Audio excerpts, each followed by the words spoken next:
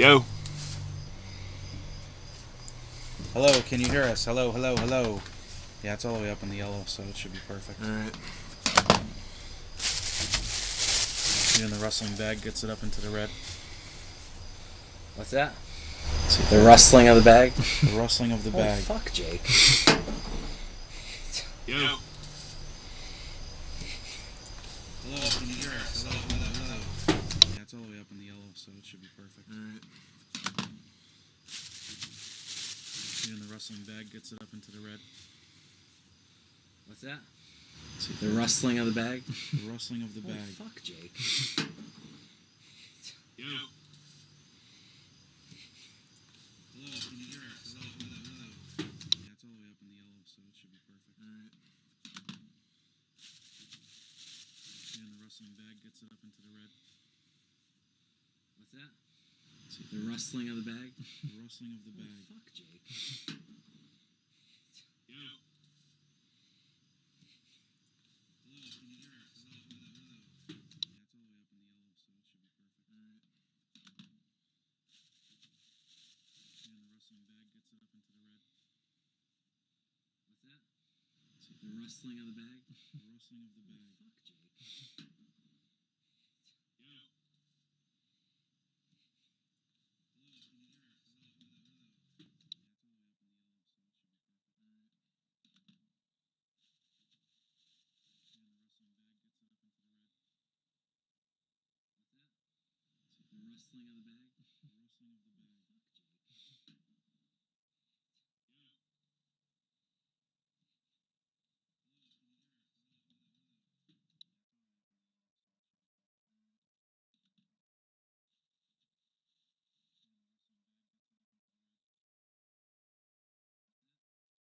Hello, can you hear us?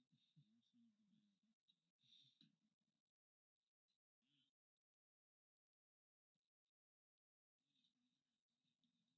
hello.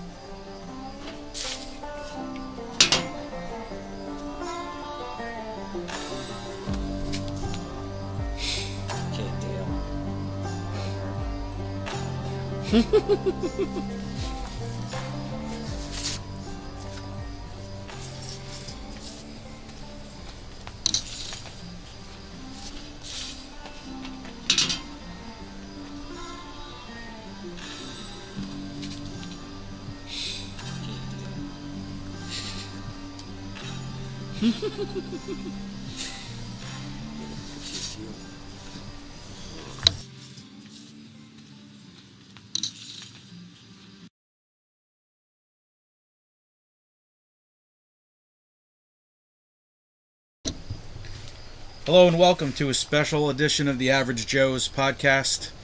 We are running with three tonight. It's Johnny Glow, JT Heller, and myself, Josh, coming to you live from the, I don't know what we're going to call this, but it's an abode. Villa de Manly. Villa Villa de de Manly. So on tonight's episode, we're going to discuss the crazy season that's been NASCAR this year in 2022, NFL news and notes, and then we're all going to pick a team for a fantasy mock draft to get you guys ready for the upcoming fantasy season. Appreciate you guys joining us, switching it up a little bit on YouTube Live tonight instead of Facebook.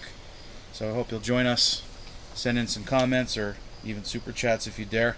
We'll answer your questions live and hopefully get you ready to win that fantasy championship.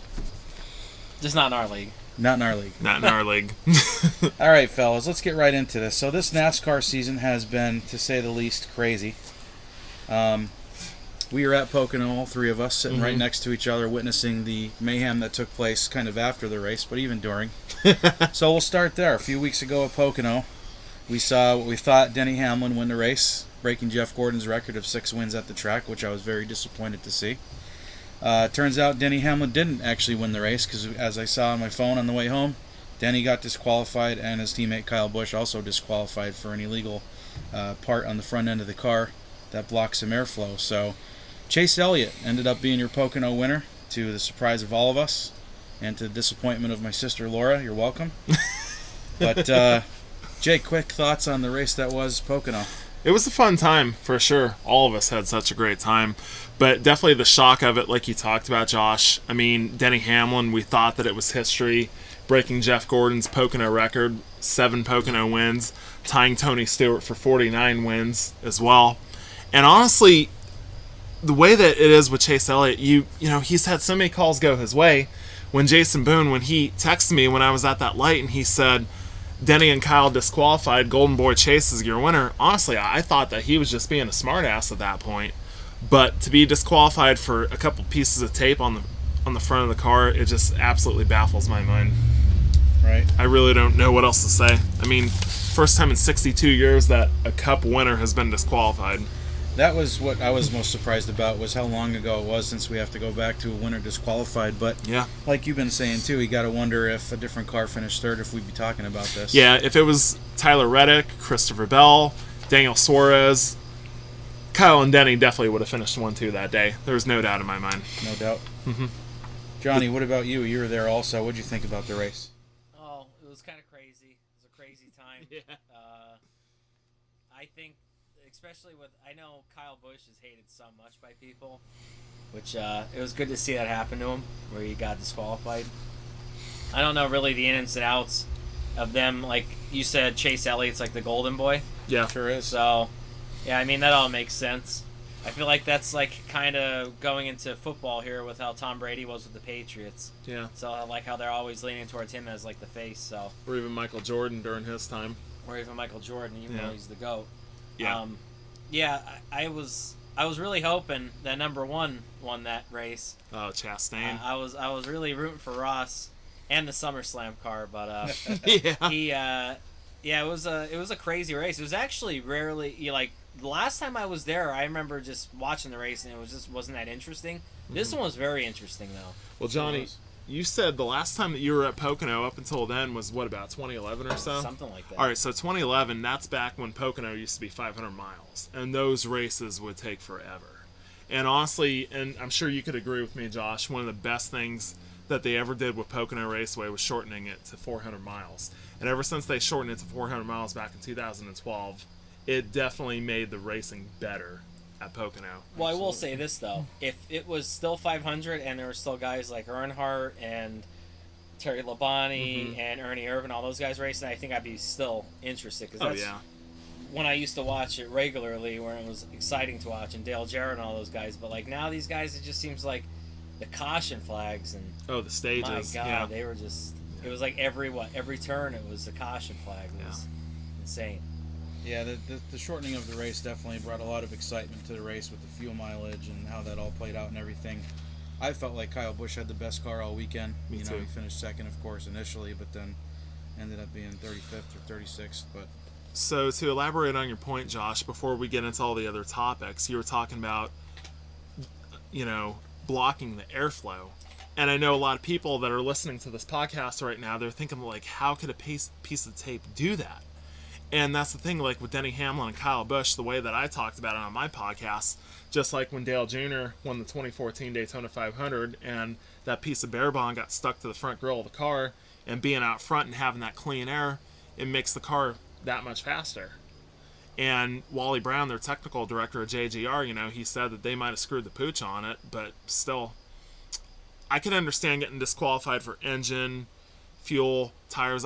Those are the three components of the car you do not mess with, but a piece of tape, it's ridiculous. I will say I do like how NASCAR stuck to their guns, because in the beginning of the season they said, listen, everybody's getting the parts from the same shop. There's no fabricating parts. Everybody's going to the track with the same stuff. And, the Gibbs team altered those parts and they got slammed hard for it. So. And you and I, like when we started hanging out back around 2016, 2017, like we would always talk about, like say Kevin Harvick, Kyle Busch, Jimmy, they would win a race, they would find something illegal on the car, but they would still get to keep the win. Right. And going into 2019, when NASCAR said that, we're finally going to disqualify people, victory or not, both of us were like, it's about damn time. So it is good to see them finally putting their foot down after all this time. Right. And also swept up in that melee, too, was Michael McDowell. He got hit with a hard penalty as well. So he's pretty much in a win and in scenario at Daytona in a few weeks. And Watkins Glen, too, because he is a great road racer. True, yeah. Last week, where me and you and Tim were together watching the race over at Riverside, Kevin Harvick broke a 65-race winless streak at Michigan in the Busch Light Apple car. Yeah. I know we talked about it at the time. I heard you mention it on the radio this afternoon that very well may be Kevin Harvick's most clutch, biggest win of his career, as it basically saved his season. Yeah. He was about to go 2 straight seasons without a win, and so he breaks that streak and clinches a playoff spot. Johnny, I'll throw it to you first. I'm sure you were among the group, like the rest of us, that thought maybe Kevin Harvick's career was coming down to the end here. Were you surprised to see him get a win at Michigan last week? Yeah, I think I only saw it because Jake shared it on social media. But yeah, he was going off last year. Yeah. And then like this year, he kind of fell off a little bit. But it seemed like him and Hamlin were at it last year. They were 2020. Yeah. The COVID year. Yeah. Yeah. Yeah, COVID year. And yeah, good for him though. He's still, what is he? 46. 46. He's still going. Good for him. No, I think he. You think he'll win another one? Is the question. I don't. I personally. Yeah. I don't think that he'll win this championship, but I know one of the topics that we have before we get into all the NFL talk, championship favorites. After this, and after seeing how strong he was at Pocono before he got swept up in all the BS with Denny and Ross, and then how strong he was in New Hampshire before he hit Austin Dillon on pit road as he was coming out and Austin was coming in. They have shown the speed the last few weeks. Just finally, they were able to put a race together. So Kevin, honestly, he and Rodney Childers, I could definitely see them possibly making it to the championship 4. But yeah, they definitely are a step behind compared to where they were in 2020, Josh. Right. But and although I feel like they have gotten their season back on track, like you're alluding to, I have a funny feeling that this could be Kevin's last one of his career, honestly. That reality we do have to face. And it's like you were saying at Riverside on Sunday, soak it up. Soak it up because, honestly, like I talked about on the radio earlier today, you're 46 years old, you haven't won in almost 2 years, and basically everyone's saying, you're washed up, you're done. And I still feel like he is going to retire after the 2023 season is all said and done. But that's the thing. And I was listening to Corey LaJoie's podcast this morning, Stacking Pennies. He had Kyle Petty on. And Kyle had such an interesting point. Kevin said, honestly, the toughest challenge in his career was definitely taking over Dale Earnhardt's car after he was killed in 2001. Sure. He said everything else beyond that, like the 3-year winless streak from 07 to 2010, the 65 race winless streak that he just broke, that's nothing compared to obviously taking over the car of an absolute legend. So, Sure. I mean, when his back is against the wall, man, we've seen it time and time again. He always finds a way to pull it off. And I feel like these people should know better too when they talk about people's age and how washed up you are. When you say that to people, that just fuels them more. Yeah. Like, why Yeah. say, if you want them to really honestly lose, just wish them the best. I mean, Kevin's 46. That's how old Dale was when he finally won the Daytona 500. Look at Mark Martin and Harry Gant. They won races in their early 50s. Yeah. So, Kevin, like I said, I do think next year will be it, but you can never count him out, man. And I mean, and let's be honest, if there's two sports that you can excel well into your 40s, unless you're Tom Brady, Yeah. golf and NASCAR are probably it. So, good for Kevin. Hopefully it's not the last of his wins, but we'll see. Agreed. In his late 40s, you never know. All right, so this NASCAR season has been interesting to say the least regardless, but Kyle Busch is continuing to be a free agent going into next season, which boggles my mind. Yeah. You've got one of the premier talents that the sport has ever seen, one of the winningest drivers the sport has ever seen, and yet he doesn't have a secured ride for next year. And I know he's losing the sponsorship with M&M's and whatnot and Mars, but at the end of the day, this is one of the sport's best drivers, and yet he has no ride lined up for next year. So where are we thinking he races in 2023? Well, there's the difference between what I want and what I expect. Yeah.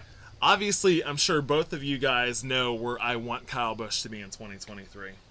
Retired. No, No, that's driving Reese's Pieces. driving the car that Miss you used Daisy. to pull for, that 48. That's what I want, man. J That's, squared. I Bring mean, him back. yeah, bring him back. Bring Kyle Busch back to Hendrick Motorsports, where he began his career. It might have ended on bad terms, but, time heals all wounds. He and Rick Hendrick are neighbors. And let's face it, I mean, Alex Bowman definitely is the weakest link of the four Hendrick drivers. And you can buy out the last year of a contract, but Rick and Ally, they seem to love Alex for God knows whatever reason. So I think Kyle, even though that's what I want, I think it's going to be that 41 car at Stewart-Haas Racing. I mean, Gene Haas, he skipped the Formula One race in France to come to Pocono and talk to Kyle about driving the car for them. So, Yeah, and it sounds like Eric Almirola, God bless him, is going to be back for another year, unfortunately. unfortunately. Finally starting to see reports leak out about Cole Custer losing his job due to lack of performance, so that's Yeah. good to see. Hmm. Yeah, These no guys matter have if to be held accountable. your dad's a GM or not. Right. Yeah, I have a feeling it's going to be a Stewart-Haas car as well, so we'll see what happens there. Yeah. But, with Bubba Wallace signing the extension at 23XI, that pretty much Yeah. puts a done deal with that one. Well, here's to elaborate on Kyle Busch. There's several things that come to mind. Obviously, the Chevrolet team that I want Kyle to be with in 2023, but it sounds like the Chevrolet team that's interested in him the most is Colleague. But I think that would be just like Brad Keselowski going to Roush earlier this year as far as their performance goes. Right. Now, 23XI, let's face it, this whole situation with his older brother Kurt, honestly, Josh, at this point, going back to Dale Earnhardt Jr. in 2016, I will not be surprised one bit if Kurt misses the rest of 2022. And if, unfortunately, he has to retire early, which I hope doesn't happen, there is a possibility that Kyle could take over that 45 car in 2023. Yeah, that's a good possibility. Yeah. As we've seen with Ty Gibbs running, subbing for Kurt Busch these last few weeks, he's pretty much got his ride secured for next year somewhere. And he's going to be in the car on Sunday at Richmond as well. But honestly, when it's all said and done, no doubt in my mind, Ty Gibbs is going to be in that 18 car come 2023. He's a lot cheaper than Kyle Busch. He's talented, don't get me. At the same time, it's like Denny Hamlin was saying, there was no point in staying in Xfinity when those cars are completely different compared to what we have now with the Right. next-gen car. Yeah, for sure. So, other bit of news that came out this week, Noah Gregson's going to drive the 42 for Petty GMS, formerly piloted by Ty Dillon for the rest of the year, of course, too. But Yeah. he's going to be in that 42 car next year. Good to see him get a cup shot for all he's done in the Xfinity Series, so we'll see how his season plays out. But big news for Petty GMS there, teaming up with Eric Jones. Big news in general because, think of it, Noah just turned 24 years old. Eric Jones is 26. And they're definitely building something special at Petty GMS Racing, having two young talents like that. Dave Ellens, who came over from Junior Motorsports and worked with Noah in the past, but they said they are definitely keeping Dave and Eric together, which is smart in my opinion. Yeah. But Noah, I mean, he has definitely gotten better over the years that he has driven for Junior Motorsports. I mean, hey, he could very well easily win that championship on November 5th at Phoenix. But, the biggest thing with Noah is, like I said, he still has to mature. And I feel like he's come a long way, but he still has a ways to go. And some of the things that he does in races on Saturday, they're not going to put up with it on Sundays. Right. I don't think that he's going to light the world on fire, but he is definitely an upgrade over Ty Dillon. Yeah, you definitely saw a big increase in Petty's performance when GMS came aboard, so it's good to see him running well.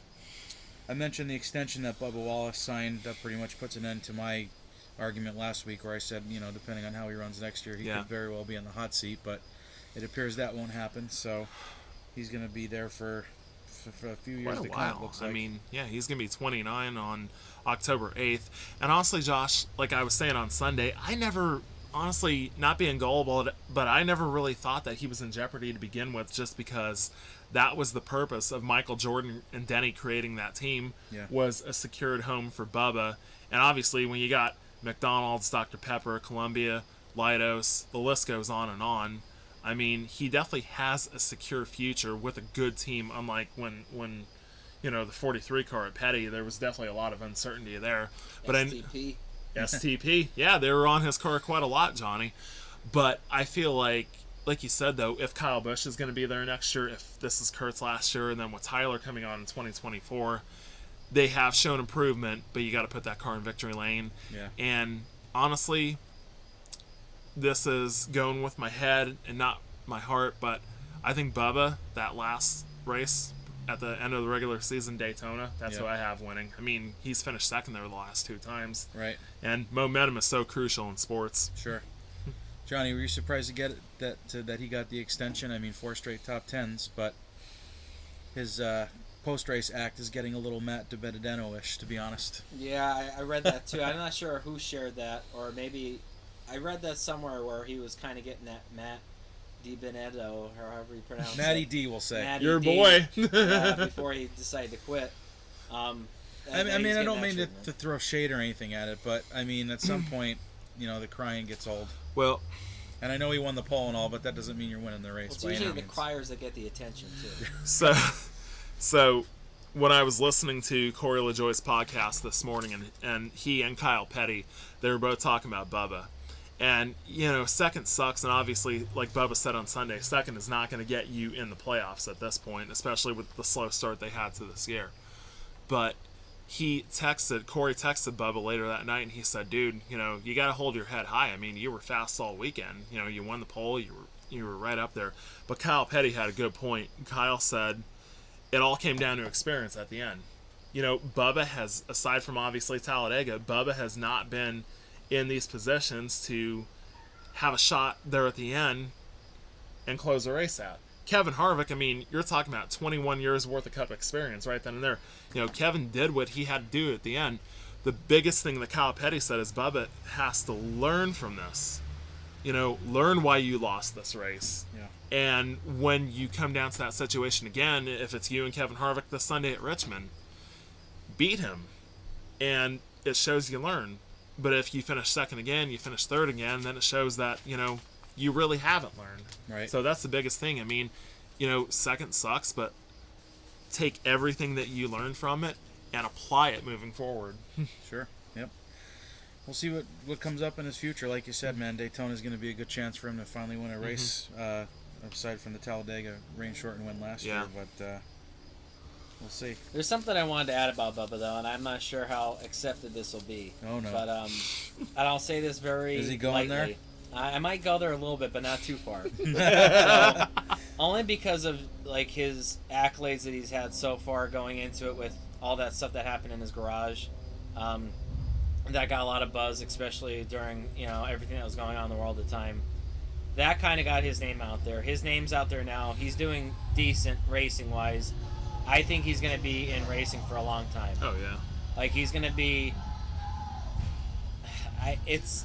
I can't really compare it to another racer that I remember But you know how there was just some racers like, I'm probably gonna get thrown under the bus for this one, but Jeffrey Bodine, good racer. He wasn't always finishing first though. Right.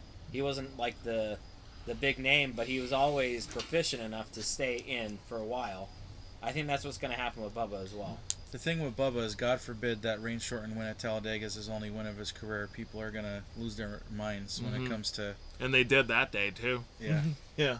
And I'm So- not gonna go there, but I'm gonna stay on a thin line. But I think that's another reason why too. Yeah. Because I mean, there's no one else like him in NASCAR. Right. There really isn't. No. And I just hope that doesn't play a part in how long he stays with a premier team. I hope it's strictly talent. Yeah. You know, they look at him and say, the guy's talented enough to be in the car. We'll put everything else aside. He gets Right. that ride because of that. He's getting Because points, there's a lot of right? people. Oh yeah. So, There's a lot of people out there hungry for these rides. They're not a dime a dozen. Like, you got to earn your spot and have the sponsorship dollars and all that. So there's a million people out there that would love to have that car. So Now here's my question: gotta make who's the most of Larson it. with right now? Hendrick. Hendrick. Yeah. So do you think if who was he with the 23XI? Do you think if you said they're a premier? Because I really don't know much about them. Yeah, with the Gibbs Yeah. affiliation, they're pretty much a premier team. Yeah, they're a Gibbs satellite team, Do Johnny. you think if they had an option between Larson and him, and they stuck with Bubba, would that be a question for you guys to think like why? Me personally, I'm willing to give Bubba another season. But if we get to next year and he's missing the playoffs and he's not winning races, to me, now with the extension, this is not going to happen. But to me, that's where I need to wave the red flag and be like, okay, is this guy deserving of this ride? Because, you know, you've got the Ty Gibbs, you got the Quapples coming up through the ranks. Like, Carson Hocevar, too. there's a lot of talent Yeah. coming up through these ranks here that are going to want those rides. So Right, I'm willing to give him next year, but for me, he's got to show me something next season. right. Yeah, if it came down to picking Bubba Wallace or Kyle Larson as your driver, you easily have to No go with doubt. Kyle Larson. Yeah, it's not even close. One of the most gifted drivers that we've ever seen. Yeah. How many has he won so far this year? Well, only once. one. Well, it should have been two, but he gave Alex Bowman Las Vegas. But I'd Gave rather it to not him, talk- John. Yeah. He pulled over and gave it to him. I mean, why would you run? Waved them over. Why would you run so wide through turns 3 and 4 when you were beating him all day right there at the end? I think, honestly, a more, and this might be ironic, but a more adequate comparison to throw your way, John, would be like deciding between Bubba Wallace and Eric Jones. Like, to Okay. me, that would be a conversation like, okay, that I actually have to sit down and think about. Because Jones has a few wins. He drove for a premier team with Gibbs. They let him go. Too early, in my opinion. Oh, for sure. He's Yeah. still young. To me, he's tearing it up with Petty GMS. I Yeah. mean, nobody's run that 43 car that well. Not even Bubba himself. Right. Yeah. So, in my opinion, you know, that's definitely something. You know, even if you wanted to throw Tyler Reddick in there, perhaps. I know he's got the 2 wins this year. He seems like he's on the up and come, but Well, he's got a lot of issues to deal with his bitter old car owner. so Johnny, just off the top of your head, who would you choose in that between Eric Jones and Bubba Wallace? There's Only no right or because wrong of- answer. Only because, and this is just me being a very basic watcher, viewer of NASCAR. I mean, I went to the race with you guys, and I watched maybe one or two because I'm just never around to watch. But I would probably say, only because I know of him and know of his name, it's probably Bubba. Yeah. Because There's no of right or wrong everything in answer. the Yeah. news as well. But Right. who knows? Eric Jones could be a better racer. Yeah. But I think they're on similar paths because I don't think Bubba's going to win this year unless he gets Daytona. Eric Jones probably won't win unless he wins Daytona. So, I mean, they're pretty much in the same boat, honestly, in my opinion. They're both And going to that's miss the another playoffs. reason. That's another reason why I threw Larson there too, because I remember when I was, when we were all shut down and watching NASCAR and every other sport, even WNBA, on TV because there was nothing else to do. I wasn't going there No. watching that. No way. But Hell no. watching any type of sports, I mean, I was trying to really get back into NASCAR, and just because of everything that happened at that time. Yeah.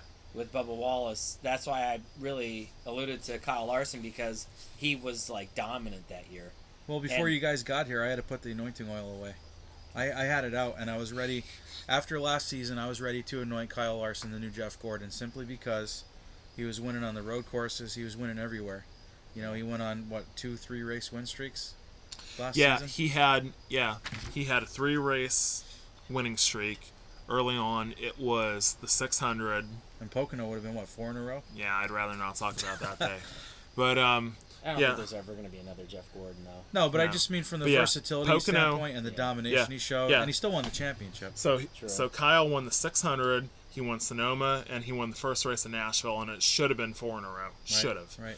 And then he went on 3 in a row during his championship run in the playoffs. It was the Roval, Texas, and Kansas. Yeah. And what better time to win 3 in a row than in the And playoffs? the only other driver that pulled off a 3-race winning streak was Dale Earnhardt in 1987, doing it twice in 1 year. Right. So that's definitely elite company, and he was just 1 win away from tying Dale's record in 87 of 11 wins. Yeah. Yeah. And speaking of Jeff Gordon, I can't help but think that he got in Rick Hendrick's ear last year and said, hey, we need to sign this guy. He's super yeah. talented. We can't let him go by the wayside. Yeah, I mean, And Tony Stewart's probably Larson? kicking himself in the ass. Yeah. well, Larson. Tony, more than anything, I think Tony's just pissed at Ford Motor Company because he wanted Kyle Larson, but Ford was the one that put the kibosh on it. And the funny thing is, Chevy was one of the first sponsors to back out when he had his thing in Yeah. 2020, and yet he's racing Rick for a Hendrick. Chevy team. Yeah. So that shows you Rick's pull. I just want to ask you guys one thing, because, I mean, over my lifetime, I've watched NASCAR, and there's been 3 very, like, when you think championship drivers, I think of Earnhardt, 3, Mm-hmm. Gordon, from going from the 80s, 90s, 2000s. And that's where it ends. Yeah.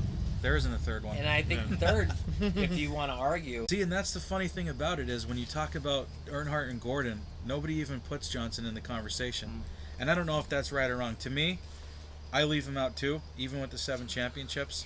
I don't know. I just think from a talent standpoint, he wasn't on the level with those 2, but I don't know. which Well- takes me to my next question. Sorry, Jake. That's okay. Is if you guys, I know there's a lot of, like, when you think of sports, football, baseball, wrestling, all this other stuff, there's Mount Rushmores Right. of different.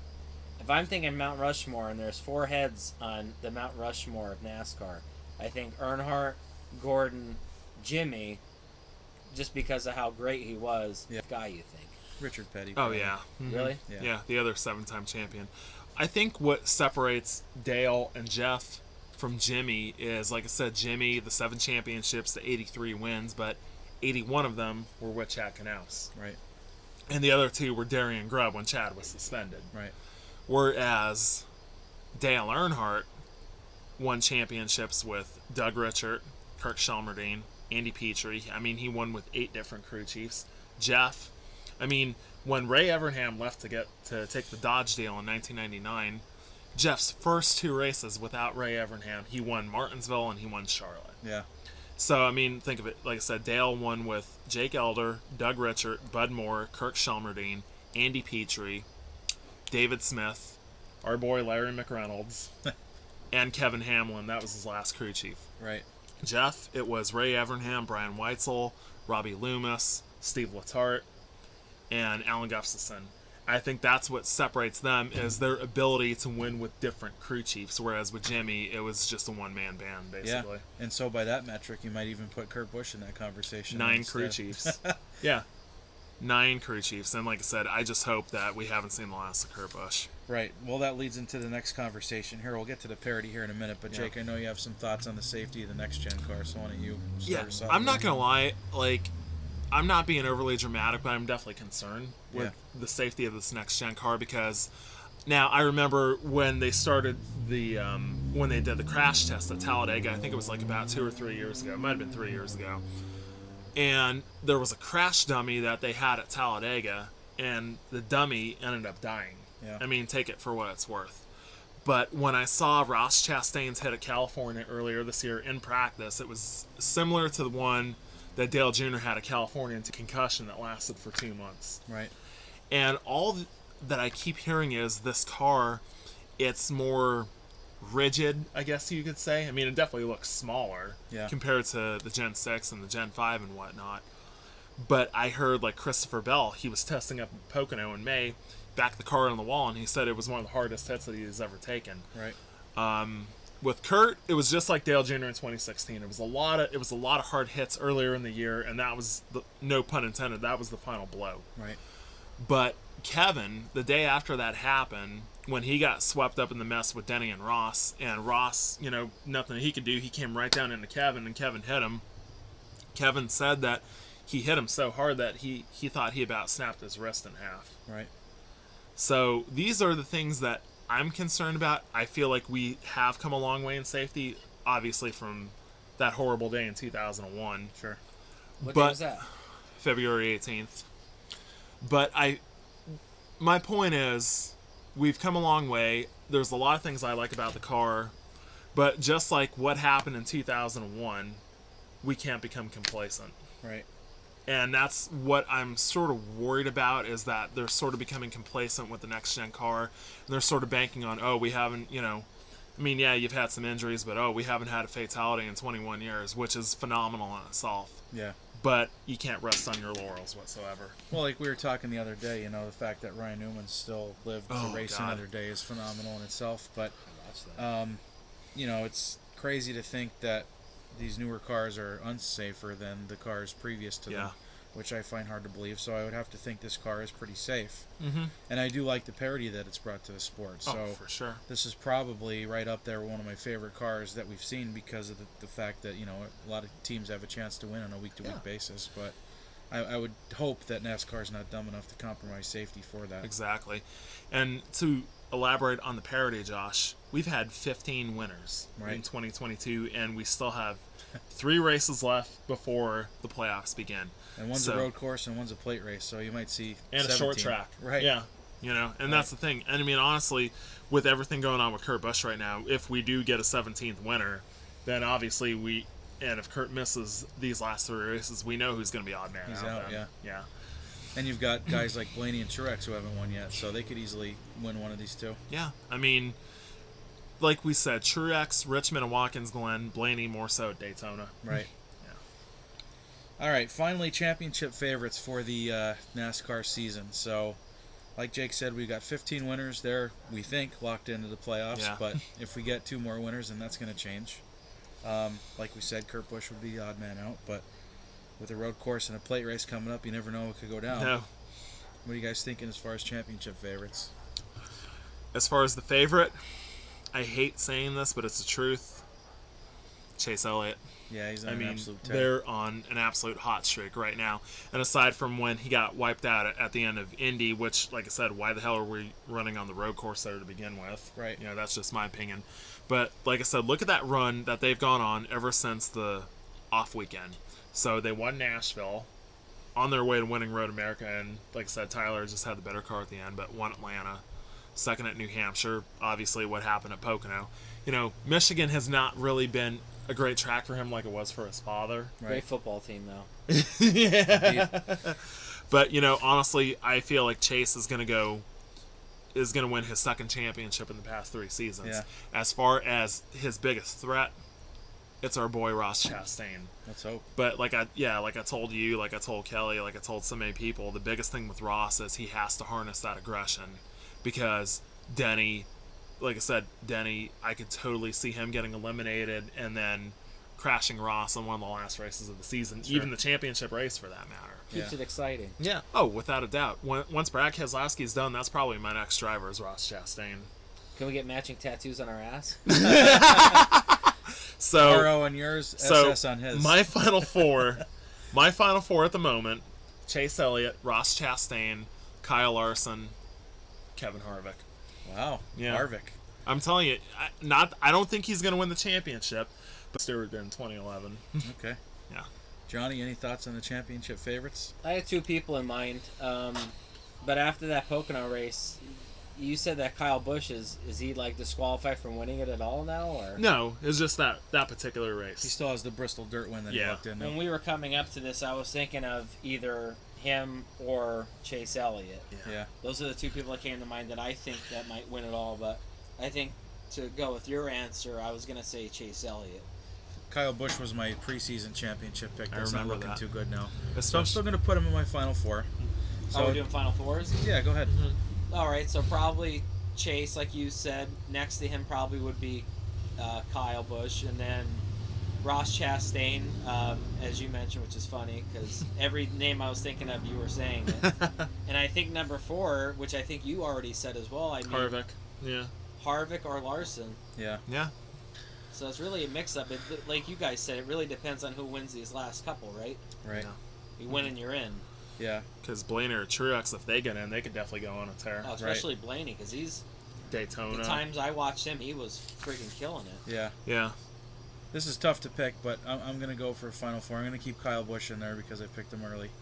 Kyle Busch, Chase Elliott, Kyle Larson, and my wild card, as long as they don't sabotage this season, is going to be Tyler Reddick. Yeah, because we do have Miami in the Right. round of 8. Running that old high line right Mhm. against the wall. So he's my dark horse to sneak in there at the end. Who do you think guys think's a sleeper to win this next race? Richmond. It's hard to bet against Truex. I mean, Yeah. his results speak for themselves there over the last few years. I'm going to keep it in the Gibbs family.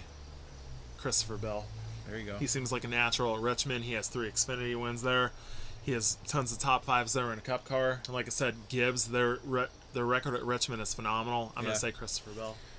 I'm going to pick a guy that's had an up and down season so far, but he's got to win, and that's going to be Chase Briscoe. Yeah. It's a rough old racetrack. Yeah. Yeah. Suits I his think he's style. going to reemerge once the playoffs start. And it seems like short tracks are his best tracks this year. Sure. Maybe this will be Ross's day. Could be. Could be. Yeah. He's got to get back in the winner's circle. It's been a little bit. Yeah. Got to smash some melons. See, that's another reason when we were at the race, I was talking about like who could be my next driver because it was going to be Matty D. Yeah. And he bounced. Got but, demoted to trucks. He was crying Right. too much. but Ran out of Kleenex for him.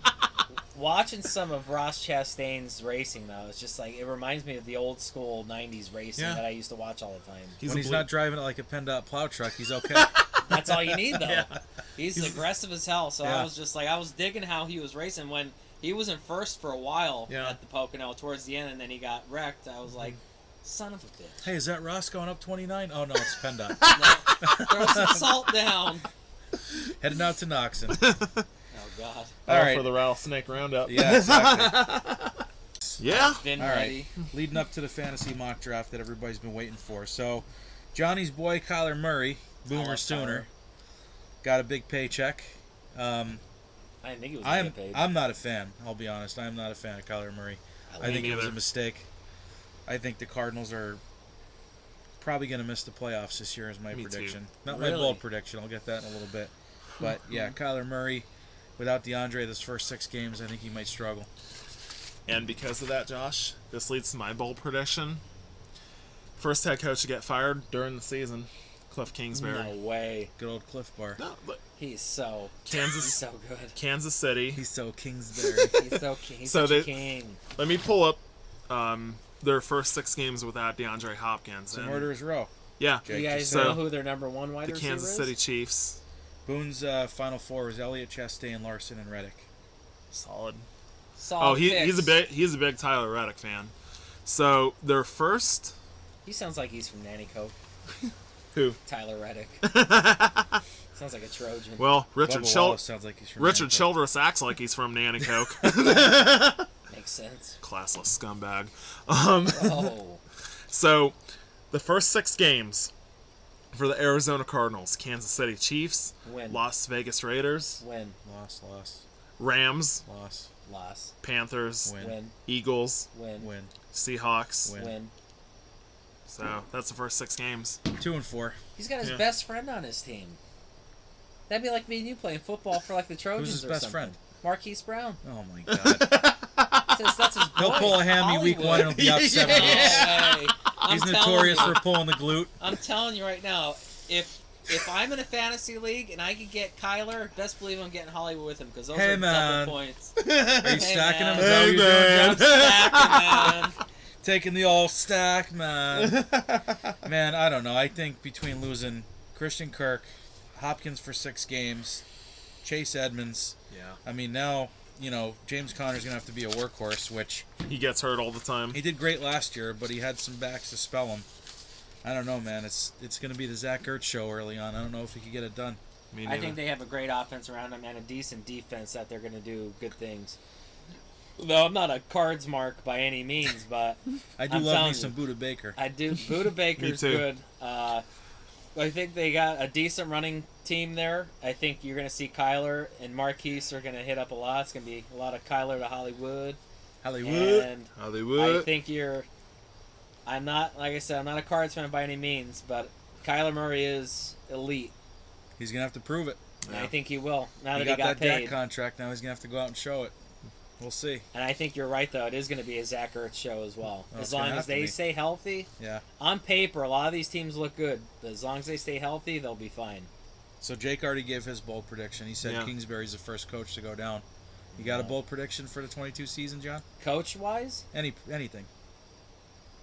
I don't think the Jags are going to do as good as people think they're going to do. Yeah. I think it's going to be a lot of growing pains, and then they won't be first in the draft this year. I think the Jags win at least 7 games this year. Yeah. I think Peterson's a perfect fit for them. He Yeah, sure yeah. is. I mean, he definitely got a raw deal in Philadelphia for Oh, sure. yeah. I mean, especially when you were the one that finally delivered them a Super Bowl. I was As just far going to as say, in typical Philadelphia fashion, you win a Super Bowl and then they run you out of town. yeah, but they were getting ready to christen a statue for you, just Right. like that. I'm gonna say first pick in the draft for 2023. I'm gonna say Atlanta Falcons. Oh, yeah. Yeah, Especially with the Drake London news. yeah. Thank you, I Jason think Boone, that- by the Thanks, way. Boone. I think unless Seattle drafts somebody, I think they may be the first pick. It could be. I Their mean, defense yeah. is gone. Geno Smith versus Drew Lock. And it That's sounds a like hell of a Geno Smith is competition. going to be the starter. And that makes me wonder, Pete Carroll is going to be 71 on September 15th. How much longer does he have? Right? A couple more Yeah. years. Yeah, I mean, Pete has the energy of like a Might give me the first one 25-year-old. done. Pete and repeat. I mean, you never know. But you almost wonder, like, I don't think this year, but I'm going to say maybe 2023 is when I see Pete hanging it up. Here's be, my yeah. sleeper team.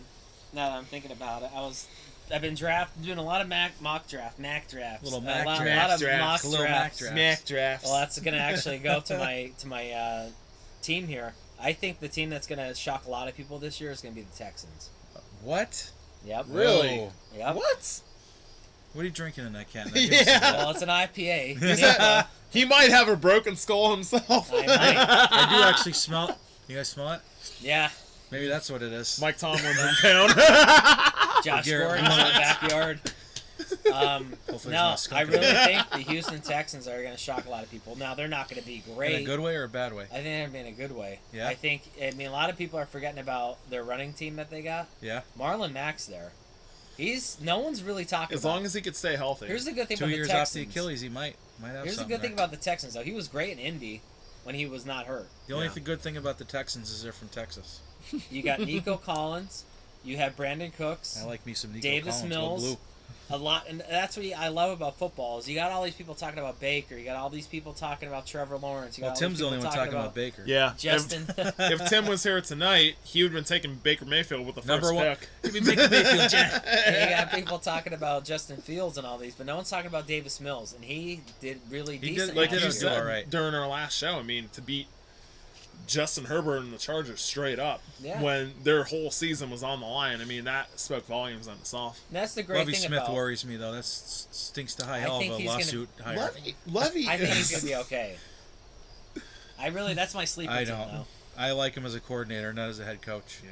Their defense Just like is gonna Todd be Bowles. decent. Yeah. Yeah. All right, Defense I is got gonna 2 be bold decent. predictions. You ready? You guys can comment on these if you Fire want. away. So the first one isn't much of a surprise because it's the Super Bowl hangover effect, but Cincinnati Bengals missed the playoffs Okay. is my number 1. And my number 2 bigger one is 2022 MVP, Justin Herbert. I was going to say, I mean, I could see that. Yeah. I think Yeah. the Chargers are going to Light make it some up. noise. Yeah. Tough division, though. That's the thing. Best division in football, in my Try to opinion. pick a winner in that too. division. Good Yeah. luck. I will say I don't think it's going to be the Chiefs. I think they'll sneak in as a wild card, maybe. Yeah. You think? Mahomes without Tyreek, I don't like that. I don't love it. They're saying that Marquez Valdez-Scantling's looking pretty good. Well, though. I'll tell you And what. Schuster. Honestly, well, yeah, if he could stay off of TikTok for once in a while. Boone wants to know if you really said the Texans, John. Mr. Boone, yes, I have. Laugh now. Wait till week 9. You'll be like, wow, Houston Texans aren't doing that bad. Half. All right, well, Deshaun Watson, this could throw a wrench in everybody's predictions here, but initially suspended 6 games. NFL's appealing. I'm hearing some rumblings that it's going to be a full year. He did offer to go 8 games and $5 million, but I don't think Goodell's going to accept that when No. they already offered, 12 games and $10 million or something like that, Something or 8 like games? that. Yeah. I don't know what it was, but so far it's 6, but I have a feeling he's not playing this year. Me What do you neither. guys think? I don't think so either. I think because of just how social media and just the media in general is just, you put it out there and you get everyone to say, oh, okay, well, everyone was talking. They're like 6 games, only 6 when you have Calvin Ridley out for a whole year for betting on Exactly. it. That's And what I have a problem Yeah. with. just them say exactly, and you guys and the whole world are saying that. But I think what the NFL is doing is like, let's just say we're gonna appeal it right now. Week 1, he'll be out. He's playing the preseason opener. Like everything's it's gonna be as long as they get eyes off of him right now. Yeah. And they'll be fine. No one's talking about Todd Bowles or not Todd Bowles, the Dolphins, and all that shit that went down there. Well, that's our next topic. True. Well, now, do you guys think if, let's say Deshaun is suspended for the whole season, do you think it's Jacoby Brissett or are they bringing somebody else?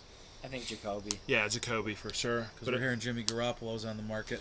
But I also heard Jimmy Garoppolo could be on the market for the Rams. Oh, I heard boy. he was going to be on the market for the Seahawks. Yeah, As honestly. long as a lot they of drop him, possibilities. drop him, cut him from the team, and then he could sign. Yeah. Because they won't trade him. Maybe the Browns start with Brissett, but I don't think he's going to play the whole season because they'll find out real quick that he's not any good. well, if Oh, it's going to be the Nick Chubb show. And then Well- what happens with Kareem Hunt, too? I mean, he wants he out. wants to trade, yeah. Well, I read more into that. They apparently said that he's going to be he's back at practice now, and they're going to work something out or Yeah. something. Well, the Browns have all the leverage. I mean, they've got Nick Chubb, obviously, as their starter. Mm-hmm. But then, who's the other guy they had last year as his backup? Not Hunt. but Dearness Johnson. Dearness Johnson, Yeah. yeah. He had a good season. Yeah. So the Browns are really, the ball's in their court because they don't need 3 stud running backs. They could get rid of Hunt for 2nd or 3rd round pick. But along the same lines with the penalties here, the Dolphins, a little bit of tampering going on there with Sean Payton A little. and Tom Brady. Yeah. Losing a Cooper. 2023 first and a 2024 3rd round pick. Yeah. So they're going to be looking to pick up some picks there, but Well, not to backtrack here, but Amari Cooper went to Cleveland too, right? he did, yeah. Mhm. Unfortunately. I don't want to talk about that. Yeah, Stephen Ross, he's been suspended for the first 6 games, and the last game of that suspension is on my birthday against the Minnesota Vikings. Good day. Great day. But that's the thing with Stephen Ross. I mean, Stephen, to me, probably a bad choice of words, but to me, he's always seemed very sketchy. Sure. You know, always seems sketchy. And I mean, especially all the stuff with, you know, basically telling Brian Flores to tank, and then, you know, trying to arrange all the meetings on his yacht with Tom Brady and everything. I mean, I think it just shows just how dysfunctional the Miami Dolphins really are at this point. Yeah.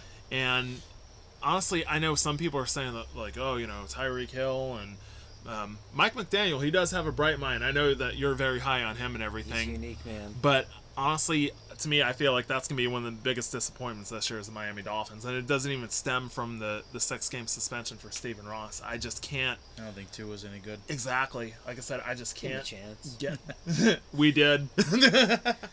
No, but I mean, the thing with the Dolphins is it sounded like, by all accounts, that they had Brady and Peyton ready to sign, Yeah. seal, and deliver, and then Saw the that. Flores thing came out, and that was the end of that. Mm-hmm. Well, there's But- another thing too. You know what no one else is talking about now too? Dan Snyder. Yeah. It's Yeah. crazy. How the hell He's does got- he still have the. Well, they all ownership? sweep the owner stuff under the rug because they write the checks for Goodell, so they don't Yeah. want they Yeah. don't want to lose any Mhm. owner stuff. You see, Kirk has COVID, John. He's missing the game tomorrow. Hey, man, Sunday. He wasn't Sunday. playing Yeah. anyway. You never know. Kellen Mond show now, man. Yeah, I was reading some of the comments on Twitter, and they're like, someone wrote, "Watch Kellen Mond drop 40 on the Raiders," and then someone else was like, "Watch him drop 3. He sucks." I'll tell you this right now. This is not my prediction by any means, but don't be surprised if the Vikings win the Super Bowl this year. I mean, it's an omen. It could happen. You never I know. hope so. Hopefully, my lifetime. Yeah, well, might be this year, John. I got the ornament in my house. I'm going to hang on my tree this year, so Hopefully, the big man pulls some strings up there Yeah. for us. yeah. Do it for John. They'll be Plymouth. my second favorite team this year. I'm not going to go there with my favorite team. Well, yeah, I still remember when we were hanging out back in May and everything, and you said, you know, you're like, you know, I can pull for the Vikings any time this year except week 11. Yeah, that's the one time I won't be. Yeah. But I was hoping Tim was here for this next topic, but you guys could chime in too because it's pretty interesting actually when you think about it. But This is we got perfect this. for Boone. We got this battle going on between Live Golf and the PGA Tour, and I am so sick of it. So sick of it. Especially when, I don't know if you guys saw the video the other day of Scotty Scheffler walking across Cameron Smith's line when he was kneeling down to take a read on his putt. And Cameron Smith, for those of you that don't know, he just won the British Open a few weeks ago. And he defected to Live Golf by all accounts. And Scotty Scheffler staying with the PGA Tour. And golf etiquette is you don't walk across the guy's putting line especially when he's trying to read the damn thing. And Scotty Scheffler just walks right across it because it's PGA versus Live Golf. And I don't blame these guys one bit for jumping ship for more money, less rounds of golf they got to play per year. I mean, 14 rounds, 14 tournaments, 3 rounds apiece. I don't know why these PGA guys have such a problem with it. Like, they're all going to join eventually because the money's right. Reports That are oil Tiger money. Woods was offered $700 to $800 million to join the Live Golf Tour. And I'm thinking, if you're getting your knowledge from Tiger Woods, then something's wrong because he's the wrong guy to be asking about this. He's made hundreds of millions of dollars off the PGA Tour. Ask the guy that's only made $2 million. Ask him. So, I agree. I have a big problem with these guys having a problem with the Live Golf stuff. I mean, what the Saudis stand for, that's separate. That's your own thing. But you can't blame. Who wouldn't jump ship for 10 times more money? Yeah. Phil Mickelson was the first to do it, and then all these guys, Dustin Johnson, are all going. There's not going to be a PGA Tour if this continues. So I don't know It's if like you guys want WCW versus NWO. That's really what it's kind of like, yeah. Honestly, it's a good comparison. I mean, anybody in their right mind would not pass up more money to do less work. Nobody would. You work Unless- so hard to get where you're at, and if someone else is going to pay you a lot of money, that's like you getting a job doing something you still do and you love it, and they're going to pay you 100% more. Right. Why wouldn't you take it?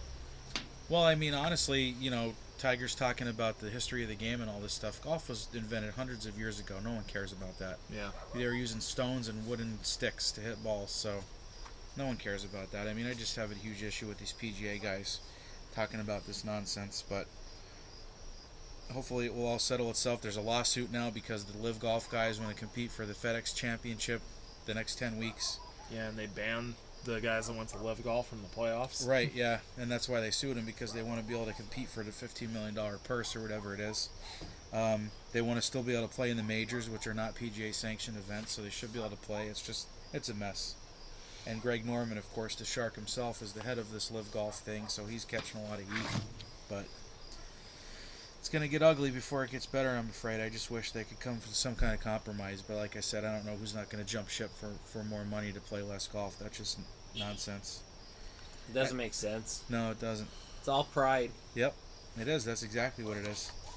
As I feel like we do every time on this show, we're always talking about legends that we lost. And of course, a few weeks ago we lost Bill Russell and Vince Scully, two legends of their respective sports.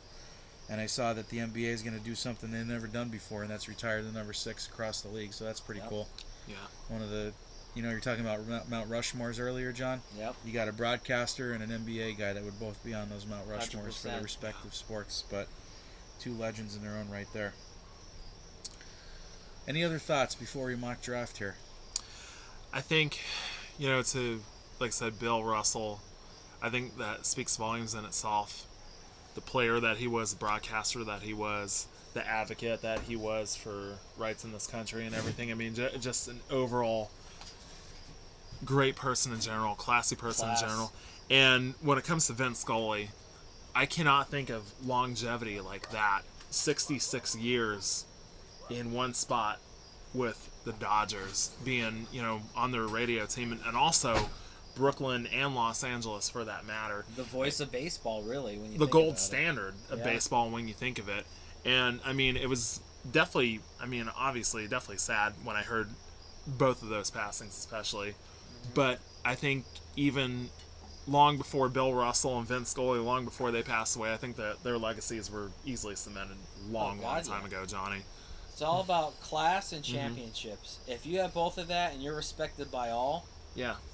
absolutely, you're cemented in. Like, I cannot think of one bad thing that was ever said about Bill Russell or Vince Scully whatsoever. And I mean, unless it was from an enemy teammate that game, yeah. and then afterwards it's like, oh, it's the game. Vin, and the fact that Vin did his job so well, and he did it until he was 89 years old. I mean, that is spectacular in itself. I mean, God, It's like Madden when you really think about it. Yeah. I mean, obviously, he tried, Madden tried to make it in the NFL as a player, realized that coaching was his calling, and then got a second calling in broadcasting and everything. And Yep. and I mean, really, what a great send-off that was. The Madden documentary on Christmas last year, and then just 3 days later we lost him. But yeah, as I was saying to Johnny, I mean, I can't think of one bad thing that was ever said about Bill Russell or Vin Scully. I mean, their legacies were long cemented ago, and just the longevity of Vin Scully, especially, I think that's what's always going to stand out to me. Sure. From the age of 23 to 89, the Brooklyn days, the LA days, and everything. I mean, like Johnny and I were saying, definitely the gold standard when it comes to baseball. No doubt about it. As much as I hate the Dodgers, you're right. Yeah. So Boone said he doesn't like the Live Tour. Hates how the PGA's handling it. Started out with older guys past their prime, and now they're getting the younger elite talent. PGA's in trouble. I agree. Everybody's jumping ship. They're not going to have anybody left there. No. What about All right. Happy and Shooter? Yeah, you got a DUI, I guess. Good God. All right. So for this mock draft, I figure we switch it up a little bit. We'll each pick a team. And we'll make it relevant to our leagues, of course. Well, Jake doesn't know where he's picking yet, but I took 9th. I'm going to pick 5th. Jake's going to pick 9th, and then Johnny, you're picking 1st? Yeah. Or 12th? Okay, 1st. So your pick should be nice and easy, of course. You're going to divulge all your secrets this year. I'm going Sam Bradford. Well, no, I mean, not to backtrack here, guys, but I don't know if you guys told me your sleeper teams for this year.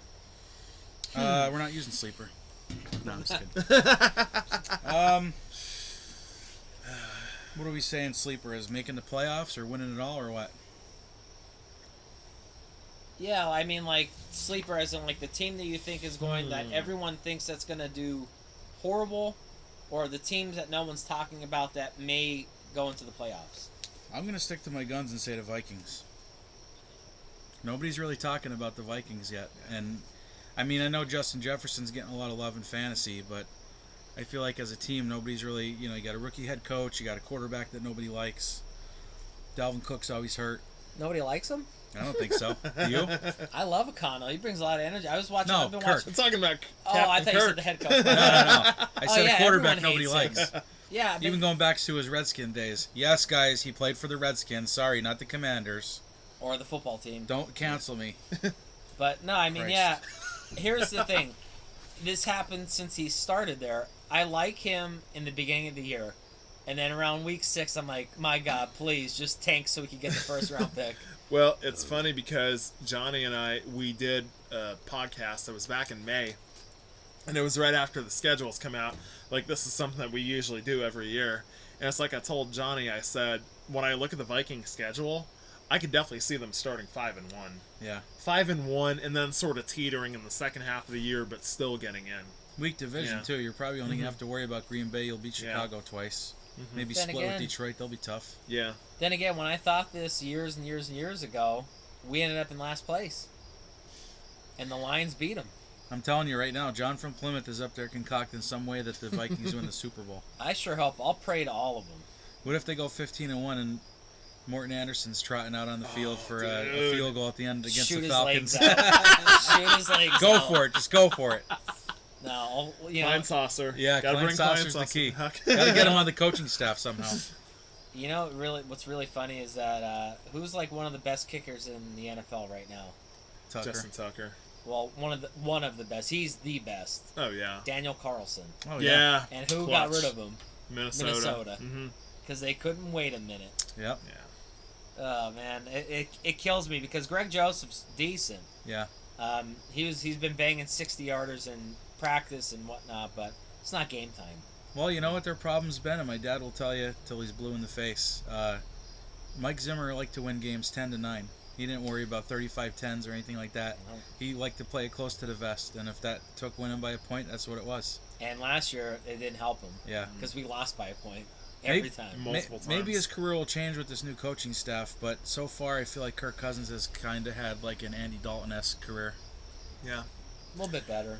And Statistically, probably, there, yeah. Just there no playoff is wins. some familiarity with Kirk Cousins and with Kevin O'Connell because Kevin was an assistant on the Redskins staff back in the day. Yeah, he was the quarterback's coach. Yeah, the early days when they had Kirk and they had RG3. So I feel like that familiarity, and also being a part of the McVay coaching tree, I feel like that's why I can understand anyone being really, really excited about that. And that's hire. why they kept him too, because that's why they kept Kirk and they re-signed him until 2023 is because him and O'Connell have had a relationship. And they talk, relationship, yeah.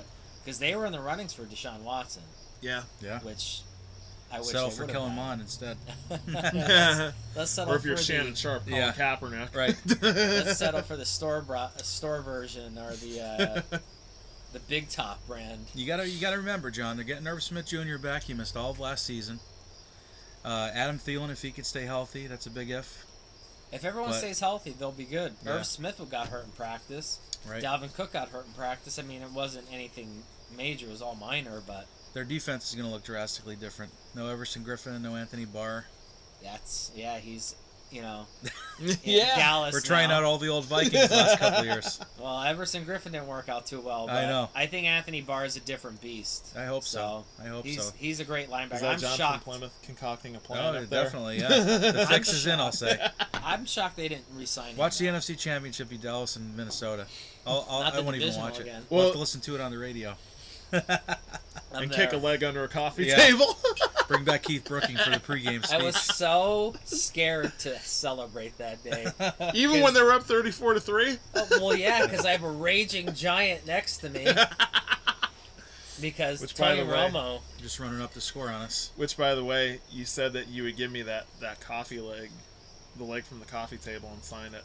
Oh, yeah. Well, I think that table's gone, so that's Oh, damn.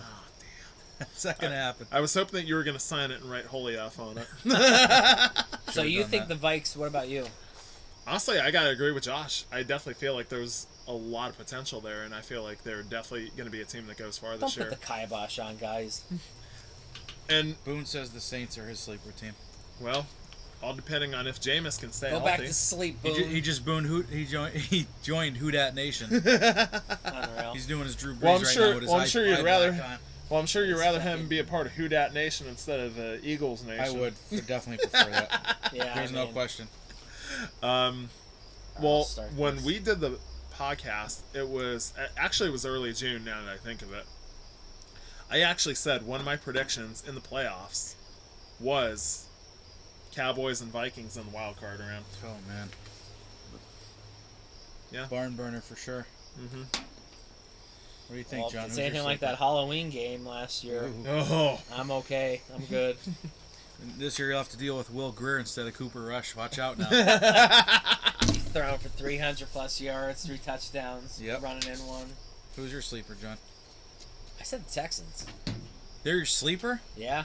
Jesus, if they get 2 wins, that'll be a success. I don't know, man. I think a lot of people are. I'm looking at the teams that people are sleeping on, I like and that Davis people Mills, aren't talking about. but then I look at the rest of the roster and I'm like, ugh, yeah. slim pickings. And if Marlon Mack's there Some in like George the Pickens. 6th or 7th round, I'm picking him up. Marlon Mack. Hey man, Hey man. do they still have David Johnson? No, he's gone. Is he gone? Where is he now? Free agent. No. He'll get picked up by somebody though for sure. Imagine, he was what, a 1st round pick a couple Oh. years ago. I took him. He screwed me. I remember. I Hurt loved his him. wrist week 1 and never played again. I think that was the year I won. Was it? Yeah, that was 2 years ago. I took him in one mock draft, or not the real draft, and then Le'Veon Bell in the other one. Yeah, that didn't work out too well. No, it did not. Which, by the way, when are he and AP gonna fight? Oh. Yeah, Because that's I know right. they postponed it. Yeah, Did they? Yeah. Somebody has COVID. probably 2020. Yeah, Let's go, AP. 2023. Yeah, well, if AP's good at beating people, including his kids, then I think he might win that one. Boone, you're gonna have to elaborate on the Jalen Tolbert reference. All right, let's get into this mock draft, shall I'm we? gonna start it up. Start that, baby. I'm on the clock, and I will draft Jonathan Taylor. Most obvious number one Which pick. is funny because I was going back and forth between Jonathan Taylor and Austin Eckler. Yeah.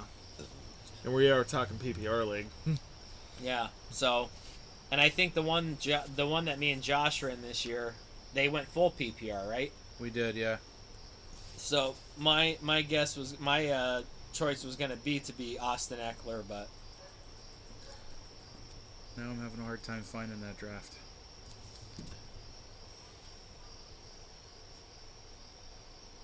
Oh wait, there it is. Okay.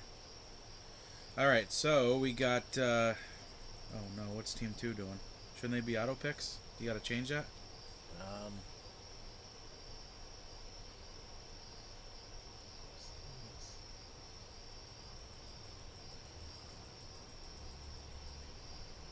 Team 2 should be an auto pick, I would think, right?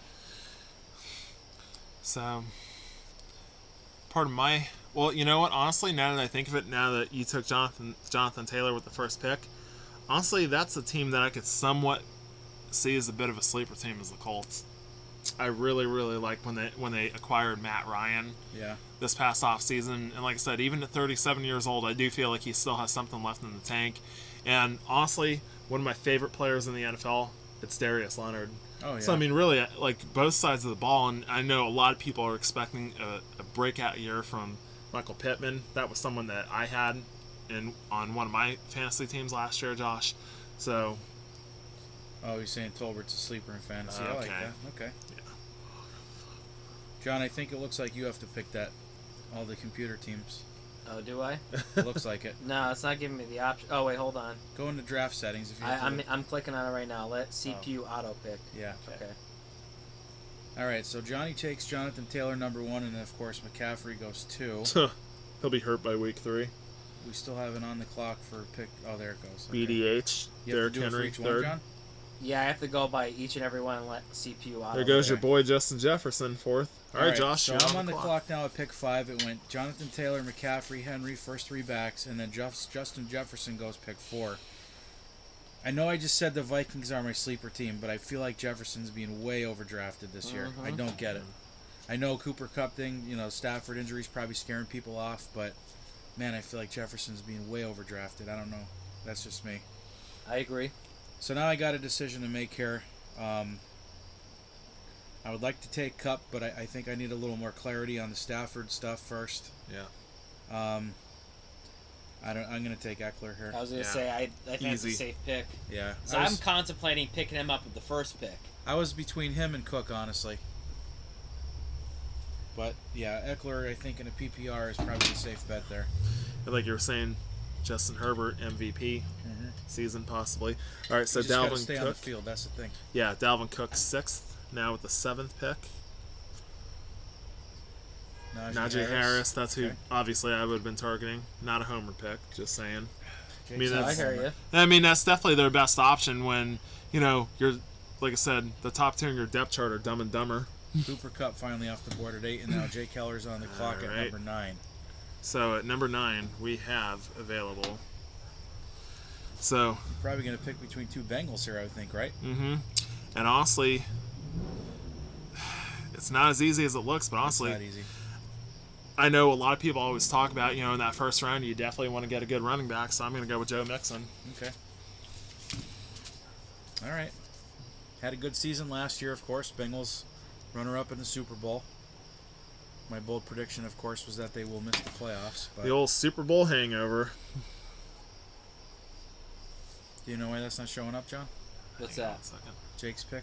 I don't think he picked him yet. Oh, I got Oh, it. there it goes. Okay. Okay. Travis Kelce, 10th. Kelsey goes 10. So to round out the first round, we have 11th. Johnny's going to have to auto-pick that. Yep. Jamar Chase, of course. Yeah. And rounding out the first round, Devontae Adams. I'm telling you, man. So we had 4 receivers go in the first round. And then the rest were running backs except Kelsey. Yeah. It's unfortunate. You have to do that for every pick? Yep. What if we just restart it and change it on the... in the There beginning? was no option to Oh. auto pick. Oh, man. All right, well, And that's the I'm one cool thing. with it though, if you guys are. I'm fine Yeah. with it. Yeah. And like is that's what the it one is. thing when CeeDee Lamb. having the first that's someone That's that I crazy. definitely Well, I feel bad for Team 12. First 2 picks are receivers. He's screwed. Devontae and CD. I feel like I've done that one year where I've drafted 2 wide receivers in the first 2 picks, and not I a think smart I had move. picked 12. No. And it's not though, because I mean, Now let's look at the list quick.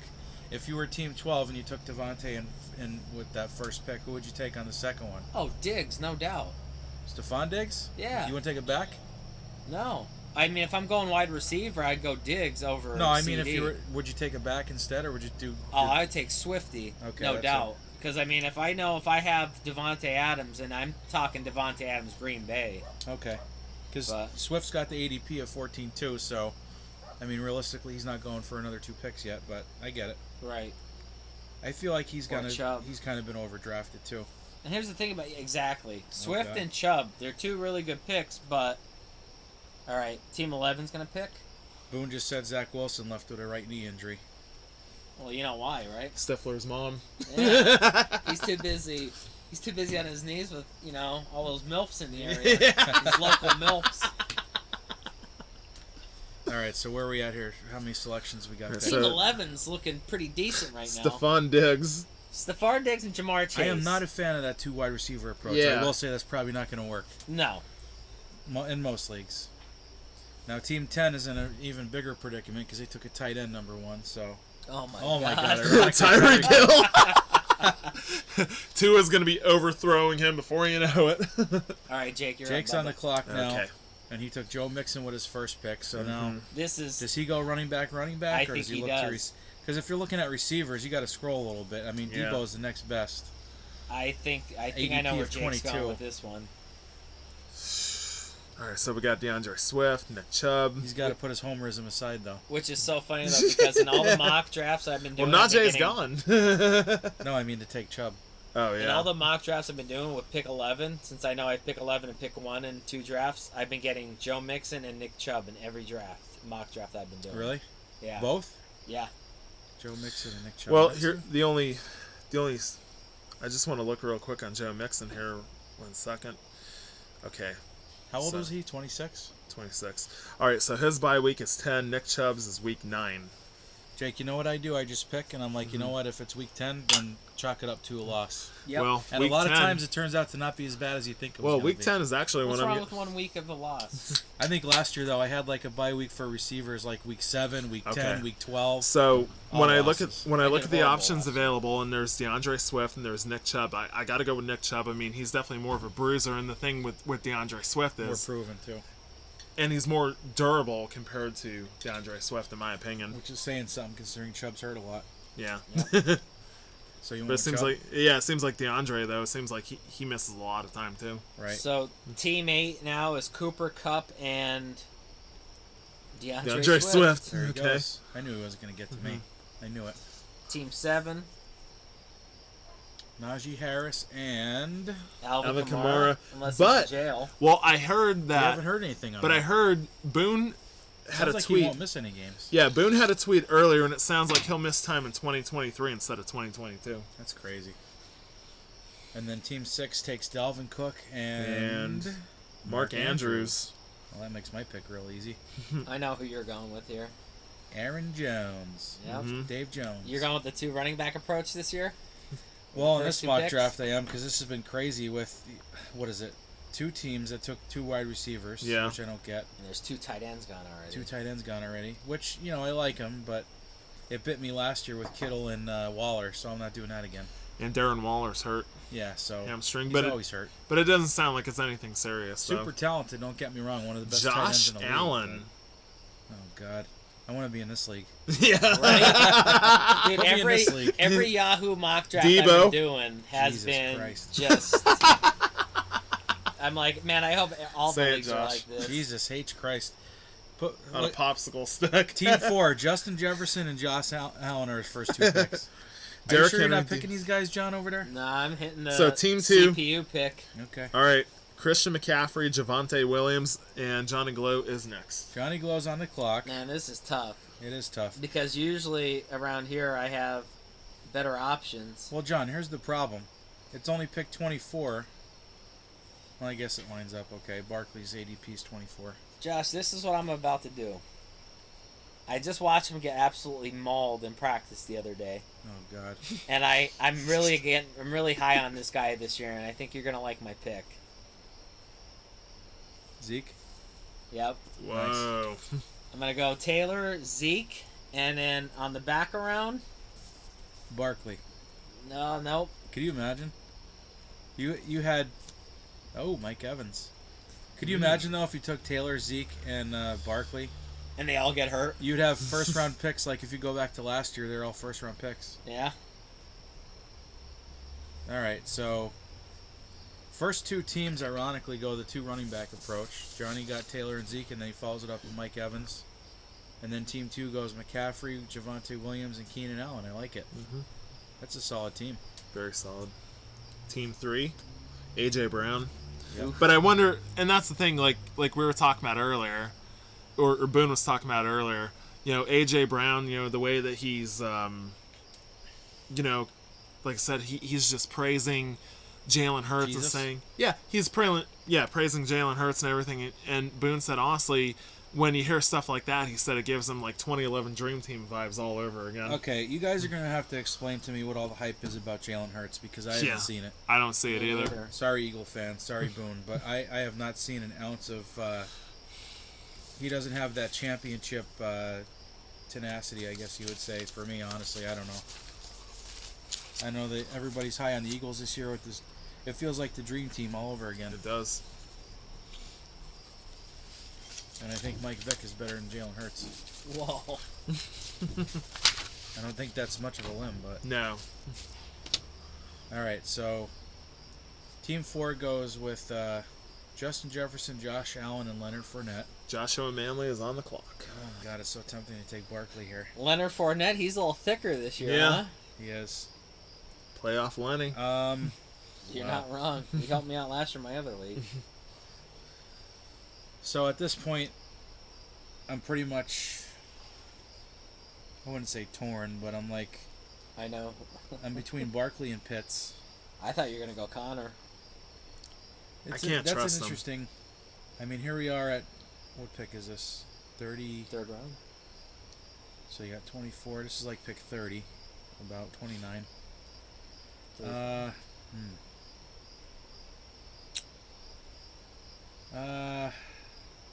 The projections have Connor and Barkley right there, 264 to 263. They're both injury prone, but who Yeah. has the higher upside? Right. And honestly, to a degree, I really like the hiring of Brian Dable with the New York Giants. I definitely that's feel true. like if there's anyone that could definitely turn around that offense, I feel like it would be him. And here's the thing, with Hopkins being suspended 6 games, Yeah. the Cardinals' focus may be on the run game, which I think devalues Connor a little bit. Or Hollywood. I'm going to go Barkley there. It's only a mock draft. I thought you were going to look under Connor. Mahomes? Yeah. I thought about it. I think he's going to go Briefly. here. The thing is, in Dale's league with four points for a passing touchdown, I wouldn't. T. Higgins, I knew was going to go. Am I the only one that's not too high on T. Higgins? I had On him last year. He offense, was solid. He's I'm okay, high on right? the He's hurt a offense, lot, but- though. Yeah. I think he's getting drafted way too high. He is. Well, everybody's going to be, dare I say, creaming over the Bengals' offense because of what they did last year. Yeah. Jesus Christ, look at Team 7. Najee, Alvin Kamara, Whole team's James just going to be running Conner. backs. So was my team. I picked So all 3. Alvin Kamara, Yeah. Alvin Kamara, who's probably could miss some time. James Conner, who's always hurt. I kind of like my backs better than Team 7, though. No, I hear you, Josh. And there's another thing, too. I could feel like flex the one. leagues right now, exactly, you could flex, and I feel like the wide receivers are kind of a dime a dozen. And let's face it, I got 3 backs that are good receiving backs, too. It's not like I have 3 up-the-gut runners. Like, if I took A.J. Dillon, I might be concerned. Right. But since I have 3 backs that are catching the ball. All right, Jake's on the clock after Cam Akers goes. Okay. And he's Solid gone. pick. Yeah. So, Here we You go. can't We let have- Kyle. You got to stop the bleed and take Kyle Pitts. Florida Gators, Yeah. baby. I think he's I- going to go Mahomes. Here's the thing. too. I don't love taking a tight end this high, but let's face Yeah. it, Kyle Pitts is more of a slot receiver than a tight end. The only thing that worries me is who's throwing the ball. Marcus Mariota. Yeah, it sounds like it's definitely going to be Mariota to start with. Honestly, I really don't know when I could see Desmond Ritter under center. When they're 3-10. Yeah. That's when. Yeah. Like, they'll beat Seattle. I'm trying to think. They'll beat the Browns and they'll beat Seattle, and then they'll lose about, 9 games in a row. Here's the thing, though. You got to think when they're losing and they're down by so much, they're going to have to do something offensively, which is good for fantasy teams. So Boone basically said that he feels like Hurts has to prove that he's a franchise guy, and if they miss the playoffs, he's the cause. Which I'd agree with. Yeah. Because their roster otherwise is solid. I'll admit that. Same thing with Tua this year. You got all those tools around you. Yeah. If you're not doing anything this year, then you're probably out. Yeah, you're right, John. Tua and Hurts are both in very similar situations as going into this year. Which so happened they both be Alabama alumni. Right, yep. Yeah, I'm definitely torn on this one. There's a part of me that wants Kyle Pitts. And Now, Jake, honestly, your league takes 6 points for a passing touchdown, right? it does. Yeah. Okay, so that would change my opinion a little bit. Yeah, I'd probably go with 32 here. Or Oh. 34. Yeah, because honestly, Now, and do you guys think the loss of Tyreek Hill impacts Mahomes at all? No, Really? I don't think so. I mean, I think he'll still be his usual self, but I do feel like the Chiefs' offense will definitely take a bit of a step back. I think He was a they're little gonna bit be, off at times last year. Like, there were games where I watched him, especially against Dallas, and I know Micah Parsons played a role in that, but I don't know. Mahomes fell off last year at times. Yeah, and I really, especially the second half of that AFC Championship against the Bengals. Right. So honestly, Oh, I God, really. that screen pass he threw on the goal line. I that think Ronald ran the Jones. puck out. I think Ronald Rojo, Jones being there man. with CEH. I think them guys having a better a twofer there. I think that's going to help them out a lot. I think Mahomes is going to be an elite. How bad do you company think this year. Andy Reid wishes he still had Kareem Hunt, though? Because Yeah. he'd still be the best back in that backfield, honestly. Or if not the best back, probably the best number 2. Yeah. If they're going to go with Clyde, but Can you imagine if her name was Clyde? Clyde. Clyde job! Clyde. Clyde job! All right, Jake, let's go. Justin Herbert. Mark it down. Justin Herbert. Yeah. Herbie. Herbie the Love Bug at number 3.9. 3.9. I really hate that And this there goes makes Mahomes. There goes Mahomes. How is Pitt still on the board? I don't He's going to even go know. next year. You think? Oh, God. Oh, my God. Team 11 is going 0-13. Watch Chase, them. Watch. Diggs, and Pitts. We'll circle back to this like week 9. They're going to be like 9-0. His starting running back is going to be David Montgomery.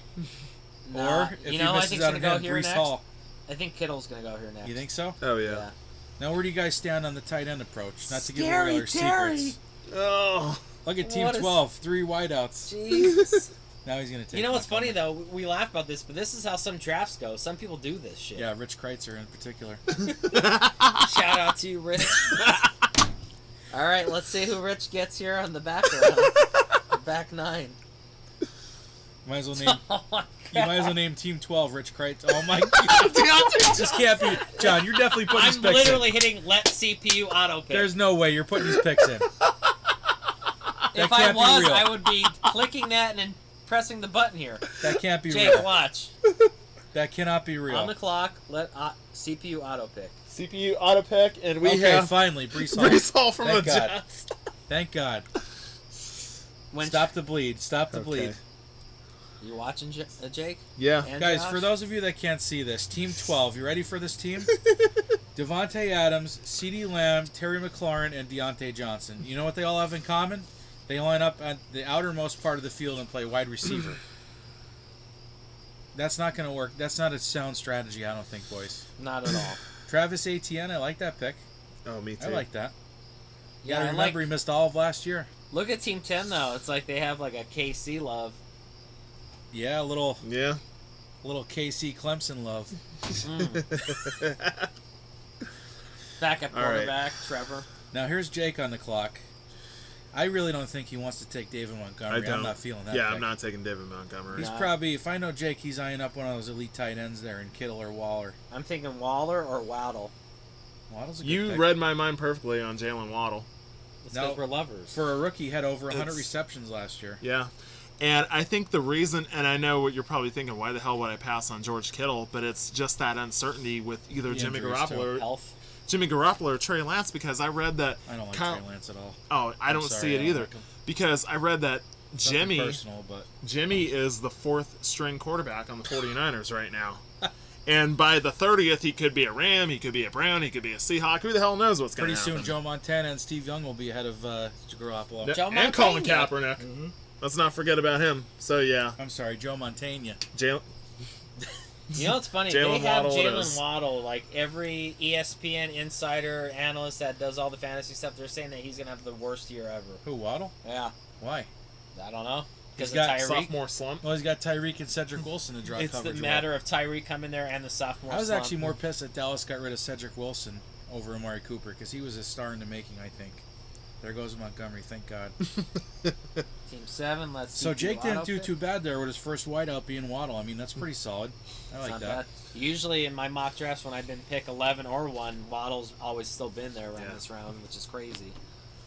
All right, now let's see if team. Oh my God! Josh I Jacobs. couldn't even get the words out of my mouth. And here's the thing: Kyle Williams will be the first to tell you this is Josh Jacobs' last year with the Raiders. You think? Well, especially when they drafted Zamir White in the 5th round, Yeah. and especially with how injury prone that Josh Jacobs has been, his 4 seasons with the Raiders, I think the writing is on the wall right then and there. Where do you see the running backs that are available for us by the time we get to round 10? I'm literally hitting let CPU auto pick. Is there limits on these rosters? Like, how many running backs are they allowed to take? Because Let me see. Team 7 already has 4. And I'm about to have 4 as well. Well, it's funny because the running back. Holy shit! The No, running no. back's been +2, I'm not but then the taking bench is 5. So Okay, so for those of you at home, Team 7, ready? Najee Harris, Alvin Kamara, James Conner, Josh Jacobs. That's his team so far. now, So, if in other you guys words- want, I could auto pick and just pick what their needs are. Well, you're going to have to give Team 7 something else other than a running back. That's for Yeah, sure. I could do that if just to play along here. But let's see, Team 6. I have a funny feeling that this is going to probably give them. What? I Why'd you could give see him a them tight giving end? him. Yeah, I was Kittle. going to say, watch Kittle. the tight end. It's going to be Kittle. Fuck, that was my pick. God damn it. That's who I wanted. Well, I see a Bastard. guy there right now that I'm going to go with if no one Ah, else picks him. shit. Oh, man. But I could see the auto pick taking him next round if Josh doesn't take him. All right, so I'm kind of in a bind here now because I didn't want one of these tight ends. They're both injury prone. Waller's elite, though. All right, so what pick is this? This is, let's see, 4.8. whole 3rd round would be 36. 7, 8, 9, 40, 1, 2, 3. This is pick 44. Just looking at ADPs here. So what are you thinking at the end of this show? We'll go over each team Yeah, we'll go over each team. Yeah. and see. Grade it out. Team 7 is screwed. All right. So Team 7. Team 7 better hope they're in a Bill Walsh so, off. like I said, so Team 7, one of the worst offensive lines in all of football. A running back that's going to be suspending 2 injury-prone running backs. Kittle. That was a pick where I just couldn't decide what to like. My thought process was I didn't want to take a tight end this early, but I also don't love DJ Moore or Baker Mayfield. So Yeah. See, that's who I was going to go with. But That'll he's gonna trigger. he's I gonna like go DJ here. Moore as a receiver. Don't get me wrong. Yeah. But with Baker Mayfield throwing you the ball, who knows where it's going to go? I'm thinking about all the leagues that I'm in Triggered this Timmy. year. Yeah. I'm thinking about all the leagues I'm in this year and how they're all 1-point PPR. And I figure DJ Moore is just a PPR machine. Boone just said that Team 7 and Team 12 are going to make a blockbuster trade. They're going to have to. That's Right? honestly what it's going to take. Yeah, they might. I mean, realistically, if you think about it, that's what. Is this showing on the thing? No, or- not the draft. Oh, No, okay. I'm just reading off. So, All right. real quick here, just to recap, last 2 picks, I took George Kittle to add to my running back plethora there, and then Team 4 takes Antonio Gibson. Already had overweight Lenny. Overweight Lenny. Darren Waller goes To Team 3. to Team 3 there. Team 2. I bet Team 2 takes a receiver. Yep, DK. Metcalf. All right, Johnny. Makes this easier for me.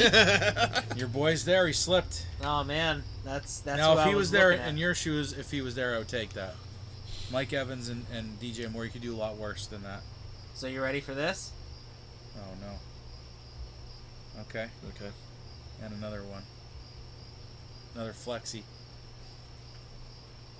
Oh man.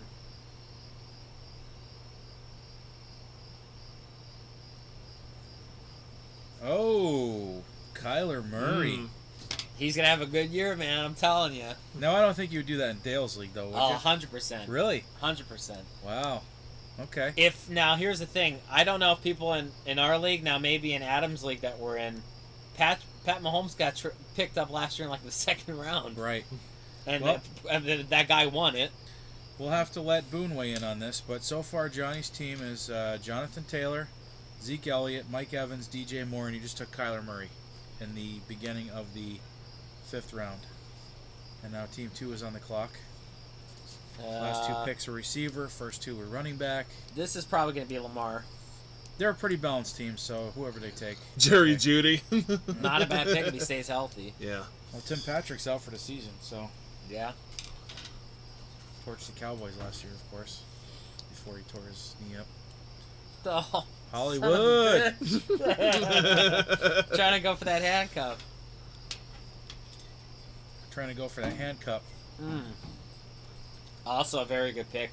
I think he's gonna have a really good year too. Elijah Mitchell. Now that all the running backs are out of there. Yeah. All right, Josh. Here I go. 5.5. I know you want to do it. I almost picked him. Contract year, not negotiating any. Mike Williams. No. Quarterback. Oh, Lamar. I'm not ready for a QB yet. I took Mike Williams. I feel like this Who I is... think is in the... He could end up being the Chargers' #1 receiver this year. You I think? know Keenan Allen's, solid and all that, but to me, Mike Williams has the potential to overtake him there. He did really good last year. Yeah, I Kivler like got him. fucking lucky. Pardon my language. Oh, God, yeah. His team was... Well, he stepped in shit with It's Patterson. so funny, though, because every time Dale picked somebody, I was literally like, when he picked Kyler, I was like, damn it, I was going to pick him up. And when he picked up Mike Williams, it's like, damn, I was going to pick him up. Who had Eckler last year? He did. Did he? Yep. So Boone makes said sense. Murray's good, but that's a little early for quarterback. Just my personal preference, though. You know what, Bone? I respect your opinion. If you guys haven't noticed, Johnny Glow's a huge Kyler Murray fan. Yeah. I love Kyler. A lot more Where than do we are, John, Josh. where do you play college ball? Oh, you! Don't forget, he could have been an Oakland Athletic. Yeah. Guy's talented. All right, so Team 6 is on the clock here. Last two picks have been wideouts. Higgins and Pittman. I could see him going Sutton here. Oh, my bad. You picked already. Yeah, I picked. Took Mike. Joe Burrow. Joe Cool. See, I think the problem with the Bengals is their schedule is going to get the best of them this year. You think? Yeah. I don't even think they beat Dallas week 2. I think teammate's going to be Lamar here. Ooh, What? Schultz. The hell? You better get a tight end, boys. They're flying hot and heavy. All right, Jake, you're on the clock. Yeah, I'm Your on the best clock tight here. end right now is Hawkinson. Huh. And I know I don't trust that QB situation in Detroit. I know who Yeah, the me tight neither. end I'm going with. Irv Smith. Junior. Or will A you take senior. senior, maybe? Senior's in jail. Oh, God. Oh, God. He went So there. we got Amari, we got Allen Robinson. He's on the Rams, but like we were talking about, it's just that uncertainty with Matt Stafford's elbow. Right. I don't know what to expect. That's the thing. Yeah, I think he'll be touching the okay by Rams. week 1. we'll see. I mean, Dobbins is still there. I know Yeah. how much you love the Ravens. As much as I love the Browns. Dobbins. Honestly, just the fact that he still has Tom Brady, I gotta go. It might be a little too steep. I gotta go with Godwin. Damn, You know, he's still Yeah. dead. Yeah, he tore his knee up late, but that Yeah. could be a solid pick eventually. it's just like I said, all these uncertainties with Amari Cooper.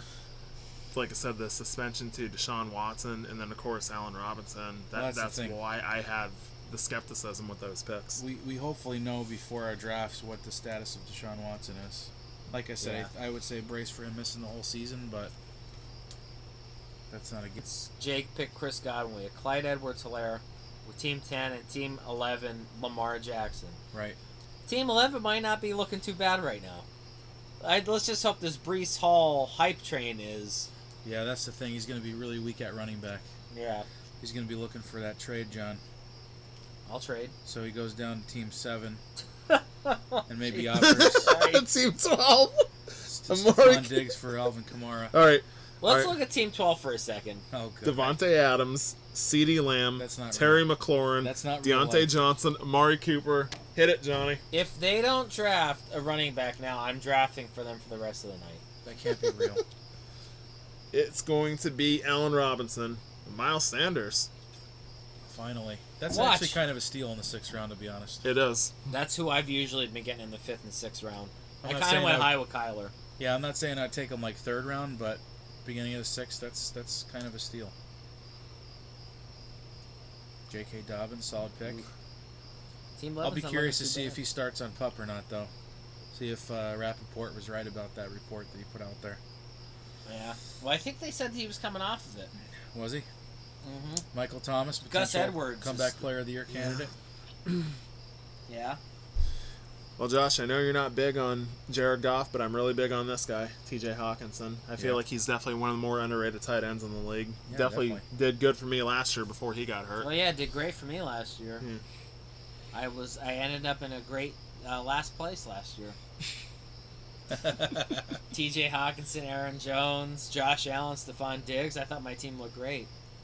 Aaron Jones was hurt a lot too, wasn't he? Yeah. I remember starting A.J. Dillon a lot last year. Yeah. So teammates on the clock: Cooper I Kupp, put in for- DeAndre Swift, Cam Akers, David Montgomery, Dalton Schultz, and A.J. Dillon. Speaking of, Yeah.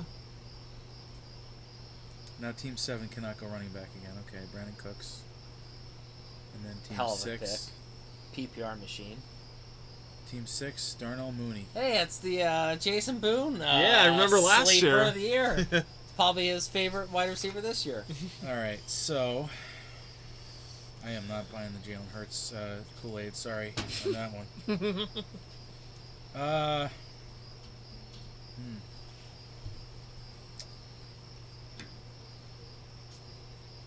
Thank God. I was Months. gonna say, don't do that to me. Although, even though you're not the biggest Jared Goff fan, that is another one of his best targets is Yeah, St. clearly Brown. he'll be their number one receiver for sure.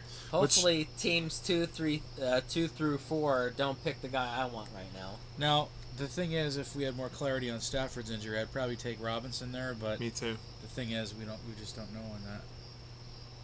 Once again, hopefully we get more clarity before the season starts. My heart's racing. Please don't auto pick him. Team Well, they're- 3's not looking great with Well, 4 receivers Team already. 3 just took TikTok. Oh yes, thank you God. Well, Thielen? no, 100%. Sexual Thielen? I almost hit let CPU auto pick. Yikes. Well, they would have took Thielen probably anyway.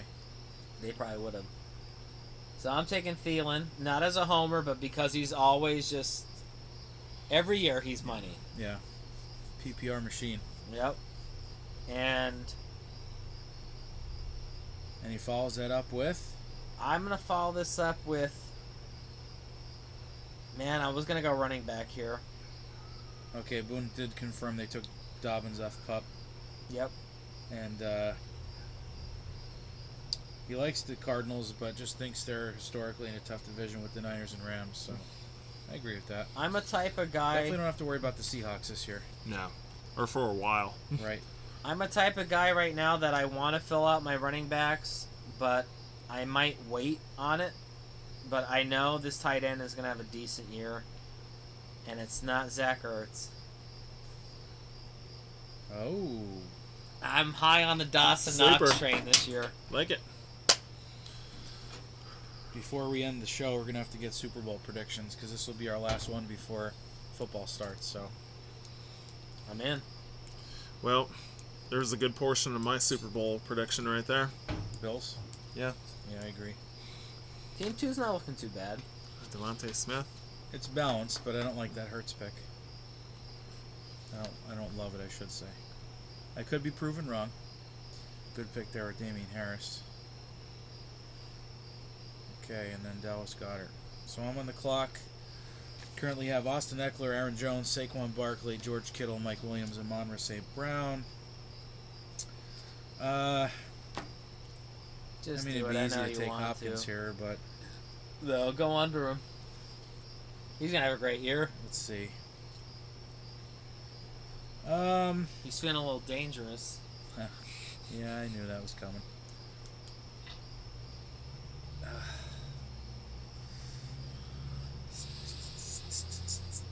Still too early. I'm going Hopkins. Wow. I like that it could though. work out for you though. Yeah. I mean, when I won my fantasy championship in 2018, Julian Edelman, he was suspended 4 games for PEDs, and I took him like, God, I think I got him like the 10th round or so. Well, Jake, you see what I'm doing there is I'm securing my team for the playoff push. Yeah. Unreal. Let's see, Team 8. Well, Team 7 took Skip Bayless as Lord and Savior. There goes Russ. So let's see. How many teams have a quarterback so far? Everyone but me. Me and Team 3 don't have quarterbacks And Team yet. 12. Team 12 still has all running back Oh. or wide receivers. Now they got Miles Sanders, who you could argue could be a receiver. Team Jay Keller's on the clock, Team Jay Keller coming off the Hawkinson pick. Yeah. Will and, he continue to fill his team out with Lions? Well, I got to make Brad Keselowski proud. You have to. Although, I'm going to go back to a message that Jason Boone sent me earlier this morning. Oh, no. Oh, God. He said Kenneth Walker's stock could start to skyrocket. Yeah, Oh. because Rashad Penny's hurt. Mm-hmm. I was Well, contemplating. Rashad Penny's always hurt. I was contemplating between him and Dawson Knox, but knowing how this draft has been going with this mock or with the CPU, that he'd be gone by now. Who's that? Yeah, it's cutting in and out. Service sucked. Sorry for those of you watching on YouTube. The Wi-Fi is not great tonight, so we're trying our best here. Man. Yeah, it says we're still live for over 2 hours now. Yeah.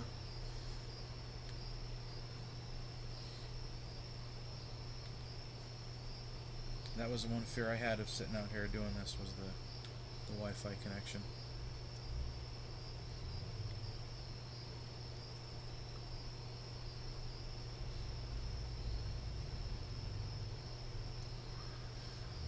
So we are on, let's see here, Team 12. Oh, shit. Trey Lance hooked up with Danny Gray for an 75-yard touchdown. Wow. In the first quarter against the Packers. Nice. Desmond Ridder throwing a touchdown for the Falcons. Against Detroit. Wow, that was a Hail Mary, if I must say. Yeah. Jesus. Oh boy.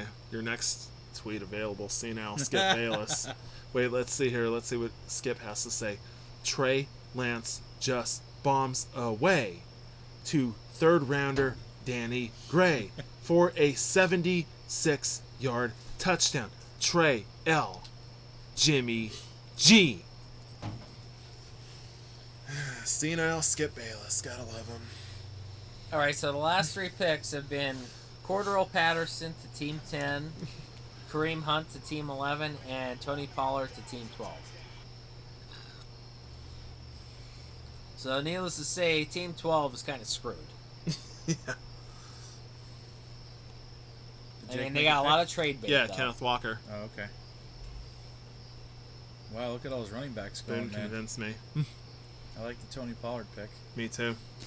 It's hurt me, though, because now That's I have no definitely someone. backups. That's definitely someone I'm going to consider in my So, leagues. honestly, for all the shit we gave Team 12, he ends up with Miles Sanders and Tony Pollard. You could do worse. Right. Especially when you have that plethora of receivers there. Holy Christ. I'll probably go Gabe Davis here. Jesus. Elijah Moore. All right, I'm picking from Team 12 from here on out. I don't know if we could have predicted this even. No.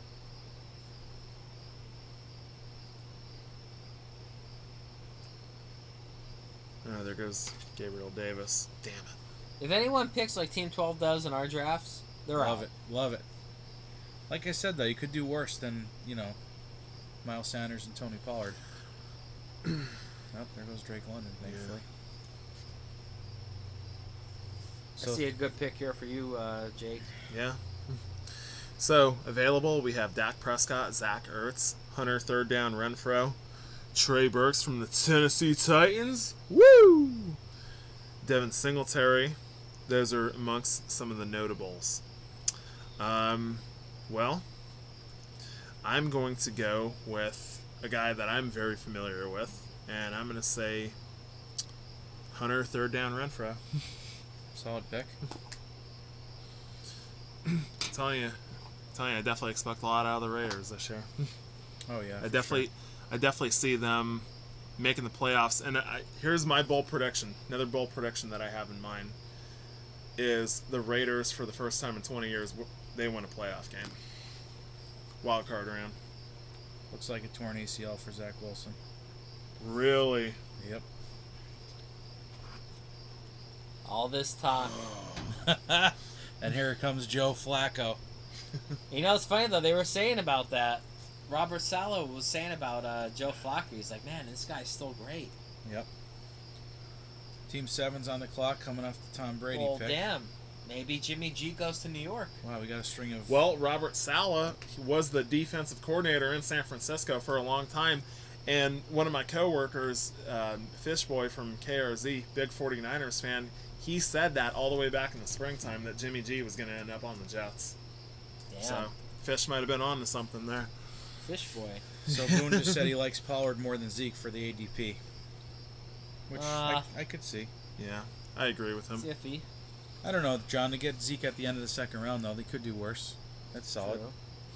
I like that.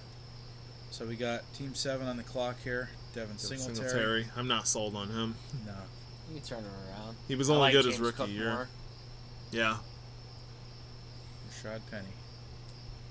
God bless Team 6. And God bless Texas. Mm-hmm. I mean, let's be honest though. Look at Team 6 for a second. Dakota. Had to. Cook, Rain Andrews, Higgins, Pittman, Burrow, Mooney, Bateman, Penny. If Too many Penny receivers. actually plays, If Dalvin Cook gets hurt, he's screwed. yeah. I had to go at Rain Dakota. Oh God. Had to. Homer. Well, it was either that or wait for Aaron Rodgers, who has corn cob. Fine. I do like Traylon Burks, though. Traylon Burks, Team 3. There goes Aaron Rodgers. Rodgers. And go ahead, take the person I'm going to take here. QB 14. Oh. Zach Ertz. All right. Well. So. I see a guy I want to take, but I'm not going to take him. Because I feel like this guy's going to do better in the offense with his old classmate. Classmate. They had study hall together in 7th grade. No, they went to school together, or college. Julio! Melvin Gordon. So Johnny's hoping Javante goes down week 1. I think he's too hyped up. You know what's so funny? This is how all my mock drafts have been going to. You're so textbook. So text. Text. And now that we're getting towards the deeper parts, I'm gonna go with this guy. Because I Aiden think Hutchinson out if there Trey making Lance plays. Yeah. is looking as good as Oh. he is tonight, By the way, Josh, did you see the first episode of Hard Knocks? No. Oh, man, it was fantastic. When he was singing? Oh, yeah, Aiden Hutchinson when he was doing... But especially the speech that speech, man, it'd make anyone run through he's a like, brick I wall. love y'all. You're my teammates. Think of that. I'm emotional. Think of that. I do Record like that Jamal shit. Williams. Oh, me too.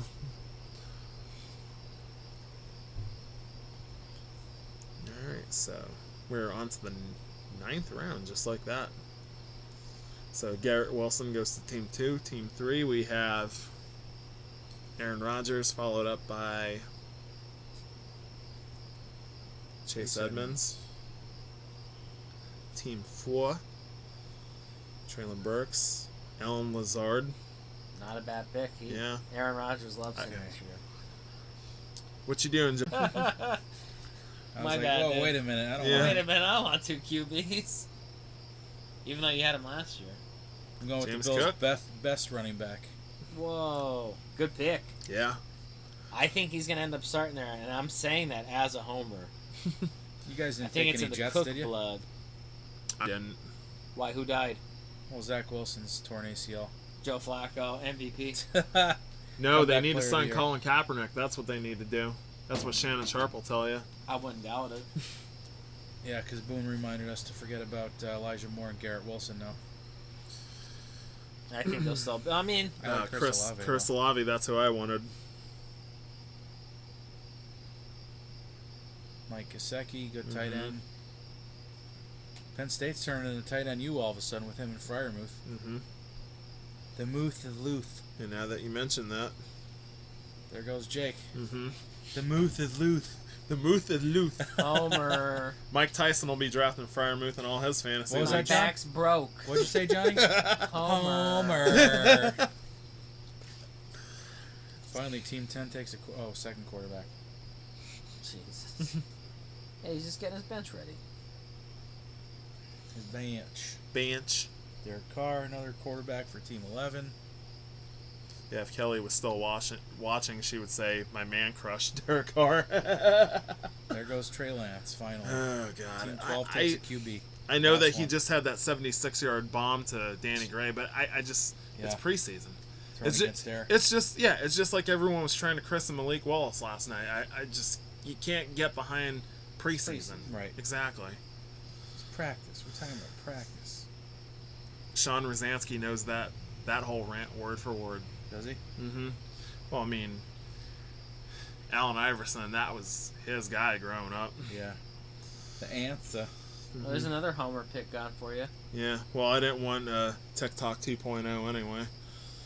I So love the Jets, but I hate that for Zach Wilson. yeah, me too. Me too. So I'm in a bit of a conundrum here because, like I said, Christian Kirk. Conundrum? I don't like I said I don't buy into the hype with the Jacksonville I Jaguars. need 1 minute, boys. Ramondre Stevenson, Josh, as we know, it's always running back by committee when it's Bill Belichick. Oh, sure. Russell Gage, that would be an easy pick, but I just wonder, like, the extent of his leg injury Yeah. that he suffered just the other day. Kadarius Toney, and I would even say being a Florida Gator, I mean, he didn't do shit last year, so Right. He's I in mean, the there's a fights. lot of guys here that I just Well, Jake, wanna you could avoid. use some running back depth. Michael Carter, he had a good rookie season. I mean, that's pretty much what they're going to need now. Yeah. So, Are you Michael looking for a Carter. running back? Just sort of adding on depth a little bit. Is there a limit on backs, John, or no? I think it said 2, but then the bench was 5. Oh, so we could have 7. Yeah, so you can have. Well, obviously, as we've seen with Yeah. what team is it? Yeah. Team Team started. Team Team 7. 7. Team J Manley took all the running backs. All right, so Michael Carter. There it is. Yeah. Michael Clark Duncan with Jake's pick. Rest in peace. Christian Kirk, I like that. Although teammates taking receivers last 3 picks. Although, like I said, though, that I think Doug is definitely going to make a difference in Jacksonville, but it's like you said, Jacksonville you overpays guys are on a everybody. first name basis now, you and Doug? Okay, James Robinson, and now I'm up here. So Let's look at Team 6 for a second, though. They're let's take a hurt. look at it. They're hurting. Running back wise. Oh yeah, Dalvin Cook, nice, but then Rashad Penny and James Robinson. Robinson. Don't love that. Me Oh, neither. easy. Tyler Boyd, Yeah. for sure. Weed. For show. Because when T. Higgins gets hurt, that's my guy. Not a bad pick. I'm tapping out on running backs. I'm just going to take 4, Good idea. just so you guys know. I got my 4. That's what we're all used to as well, I think. Yeah. I mean, honestly, James Cook could be the starter because, as we know, Singletary and what's his face? Who's the other guy? Zach Moss. Zach. Yeah, Moss. Yeah, he didn't. They he have didn't do fumbling anything issues. either. And they can't stay healthy. Right. Because I know Zach had, and Boone, you could back me up on this, because I know he's been really, really high on the Bills the last 2 years. I think with Moss, I believe it was a wrist injury that kept him out most of last year. What is it with these clowns taking 2 tight ends, 2 quarterbacks? Oh my god. This is out of control. Alright, you ready, man? Now Glow's on the clock, coming off the Brandon Ayuk pick. Here's my pick. I'm going to scroll down because I know he's down Hold here. on, let's wait a minute. Looks You like ready? Johnny could use a back. There it is, Marlon Mack. Yep. His homer pick. That's his he's gonna pet have. cat. He's gonna. It's my sleeper. Of That's the year. Johnny's pet cat this year. Marlon Mack. And then. And he Damn. follows that up with Captain Kirk. 1, 2, 3, 4 wide receivers. Oh man. You got to take your boy Captain Kirk, John. No, he'll Bill- be there. Oh, okay, fine. Bill's defense. Yeah, I was gonna go defense here. Don't encourage him, dude. I was gonna go defense here. Boone says James Cook fan account member. He'd love to have him on his bench. I agree, buddy. I Yeah. agree. November 13th is the Cook Bowl. Dalvin Yeah. versus James up in Buffalo. Cooksy. Cookie. You guys ready? Yeah. Kadarius Tony, man. Oh my Okay. God. Putting all your pennies in the Aaron Donald basket. No more Von Miller. That's okay. Jalen Ramsey's a punk. I can't stand him. Biggest That's funny. loudmouth in the NFL. freaking- Even going all the way back to his Jacksonville days, I Yep. cannot stand him whatsoever. That's definitely someone I wouldn't mind punching right in the face. You know, it was one of the last defenses in all the mock drafts I've done this year that's been picked. Dallas. Last. I think they finished in first. Pencil Micah Parsons in for Defensive Player of the Year right now. Cole Kmet. Ronald Jones. Rojo. I was contemplating either him or Marlon Mack, but I was like, I go with starters. We're really going with the defenses already, man. Way too early. Christian Watson. I think Christian Watson could end up being the Packers' best receiver by the time the season's over.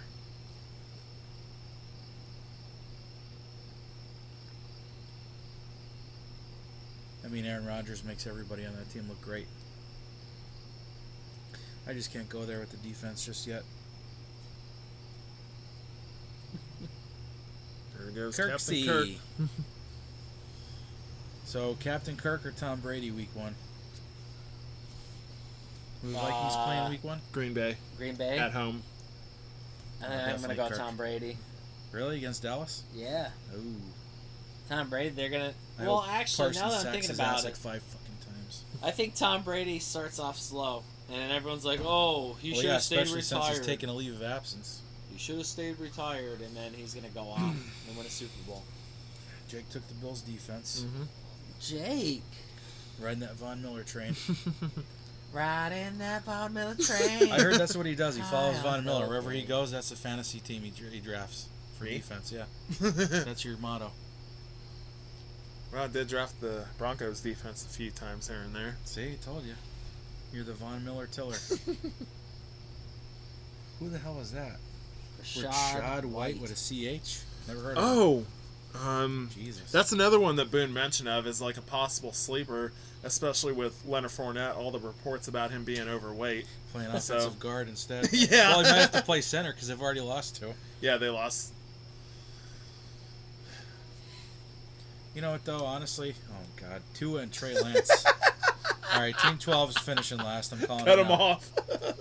Calling it now. I know. I mean, they got Miles Sanders, Tony Pollard, and Rashad White. With a CH, don't forget. And then he's starting Trey Lance or Two Tua A's. week 1. 2 A's, Josh. Rashad. MVS. I was gonna pick him. You know, it I seems was like going to pick him too. It honestly seems like the Chiefs are going to try to replace Tyreek with a committee approach. Yeah, kind of like running With back. MVS and Schuster and, Chris. yeah, can opener. Oh, God, man. San Fran D. Going back-to-back defenses. I'm not Jake? getting on the D train yet. No, not going back-to-back defenses here. I'm not getting on the Dontrell Willis train. Oh, wait, hold on. Let me see what Jake needs. Oop. I can see Jake going with a certain person here. Jarvis Landry. So Boone's I calling know out you're my gonna go Watson pick. He said Romeo Dobbs, who we just saw score a touchdown, so that makes sense.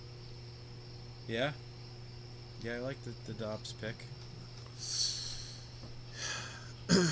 It did say Watson was probable, so who knows what that is. Jarvis Landry. It's a solid pick. Yeah. Solid pick, Jacob. Somebody on my Facebook share said that he could talk circles around us about football. Who's that? This Jeff Lewandowski. Oh, God. JT? Oh, God. Jake, do you know him? No, I know him. Yeah. Well, tell him to get on YouTube and start talking then. Yeah, right? All of his... Mr. Keyboard Warrior over there. Yeah. Keyboard Warrior. What's he going to call it? A play? Well, I just want... What type of Read a fan... blog about it. Let me ask you this. What type of football team do you think he follows? Eagles. Eagles. Yeah. Old Sunflower Jeff. Enough said. No, I get it, Boone. I hear what you're saying. I Well, actually agree that's after a good seeing the pick. Dobbs Well, we article. know the ultimate keyboard warrior, but I'm not going to name him. Jeff Amos? You like No, the not- Rondell Moore I pick? love Jeff Amos. You know that. Yeah, yeah. That's a good pick, Rondale Moore. Yeah. Yeah, I was high on him last year in the draft. I think I know the keyboard where you're talking about. Mm-hmm. Apparently yeah. Boone knows him too. He called him Sunflower Jeff. Yeah. Well, yeah, the other one, I'll plead the fifth. DK. Yeah, tell him to come talk circles if he wants then. DK Metcalf. He said All right, so I'm on the clock the here. size of a calf. You know what? I'm doing it. Do it. I'm doing it. Irv. I had Smith to. Jr. I hope he has a good year. Not because he's a homer, but because he was so ready to go last What year. was Yeah. his He injury died. even? Like a meniscus Wasn't- or something? Or was it an I thought it ACL, was- Johnny? I thought it was either an ACL or Liz Frank injury. I don't think he tore his ACL. I don't think Let me that was look real quick. I think it was his ankle. Maybe a meniscus or something. I'm pretty sure it wasn't an ACL. So for those of you not following on, well, why would you? Because I'm not showing you. I just Yeah. took Irv Smith Jr. Meniscus. Meniscus. in the 12th round to team up with George Kittle. I mean, you never know. Both of those guys could be my flexers. Yeah. And Kittle's had his fair share of injuries, too. Boone said he's in a fantasy league with Jeff, and they go at it. Yeah. Oh, Well, he's... apparently he's talking circles. So bring it. Team 4 is on the clock here. Taking Tyler Now, here's the thing with him. Justin's cousin. He could do really good this year if Cordero Patterson doesn't run all the time and they go committee. Which is going to be hard for him to replicate what he did last year. So I mean that might be a good pick for Team 4. But they also have 5 other running backs they could go with. Not very good ones. No. But who knows? I mean, we all say that now until week 1, week 5. We do. Deshaun. Oh boy.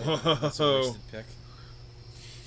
And Team 2. George Pickens is still on the board for Jake. For Jake take. Jake take. Oh man. I'm really friggin' torn here, boys. Well, you already got your defense. Yeah. Man, I'm looking at one guy right now. If he's going to be as good as they say he's going to be, it's hard to pass him up. I'm not taking Pickens. I'll let Jake get him. Thank you. Devontae?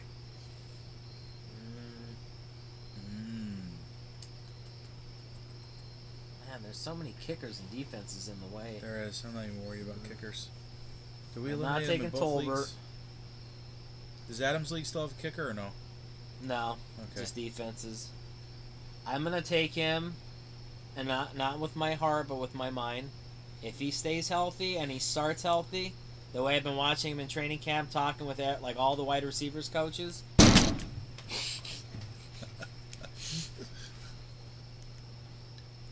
It's almost like on Sunday when it fell off the glass and you were like, that's going to sound nice. Yeah. I'm going with him. Jameson. And Jameis Winston. Yeah. He's getting crab legs. I He's feel- taking crab legs down at Weiss Markets He's right down now. at Price Josh. Chopper getting some crab legs. I feel He's like getting I'm the live lobsters out of the tank.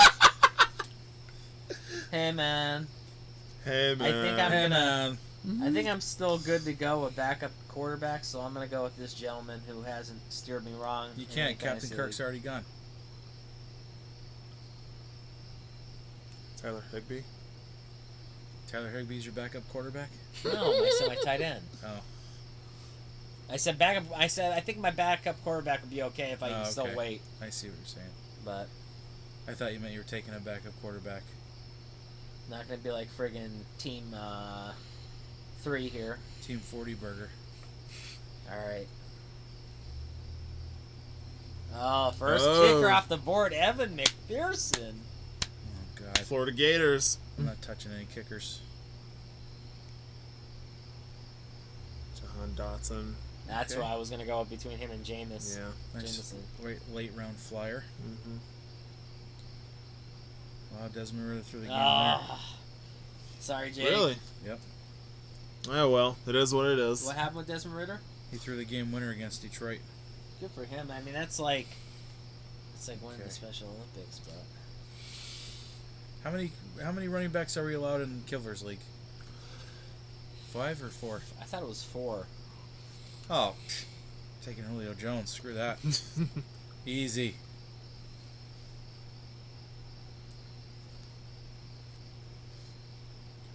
Julio. Noah Fant.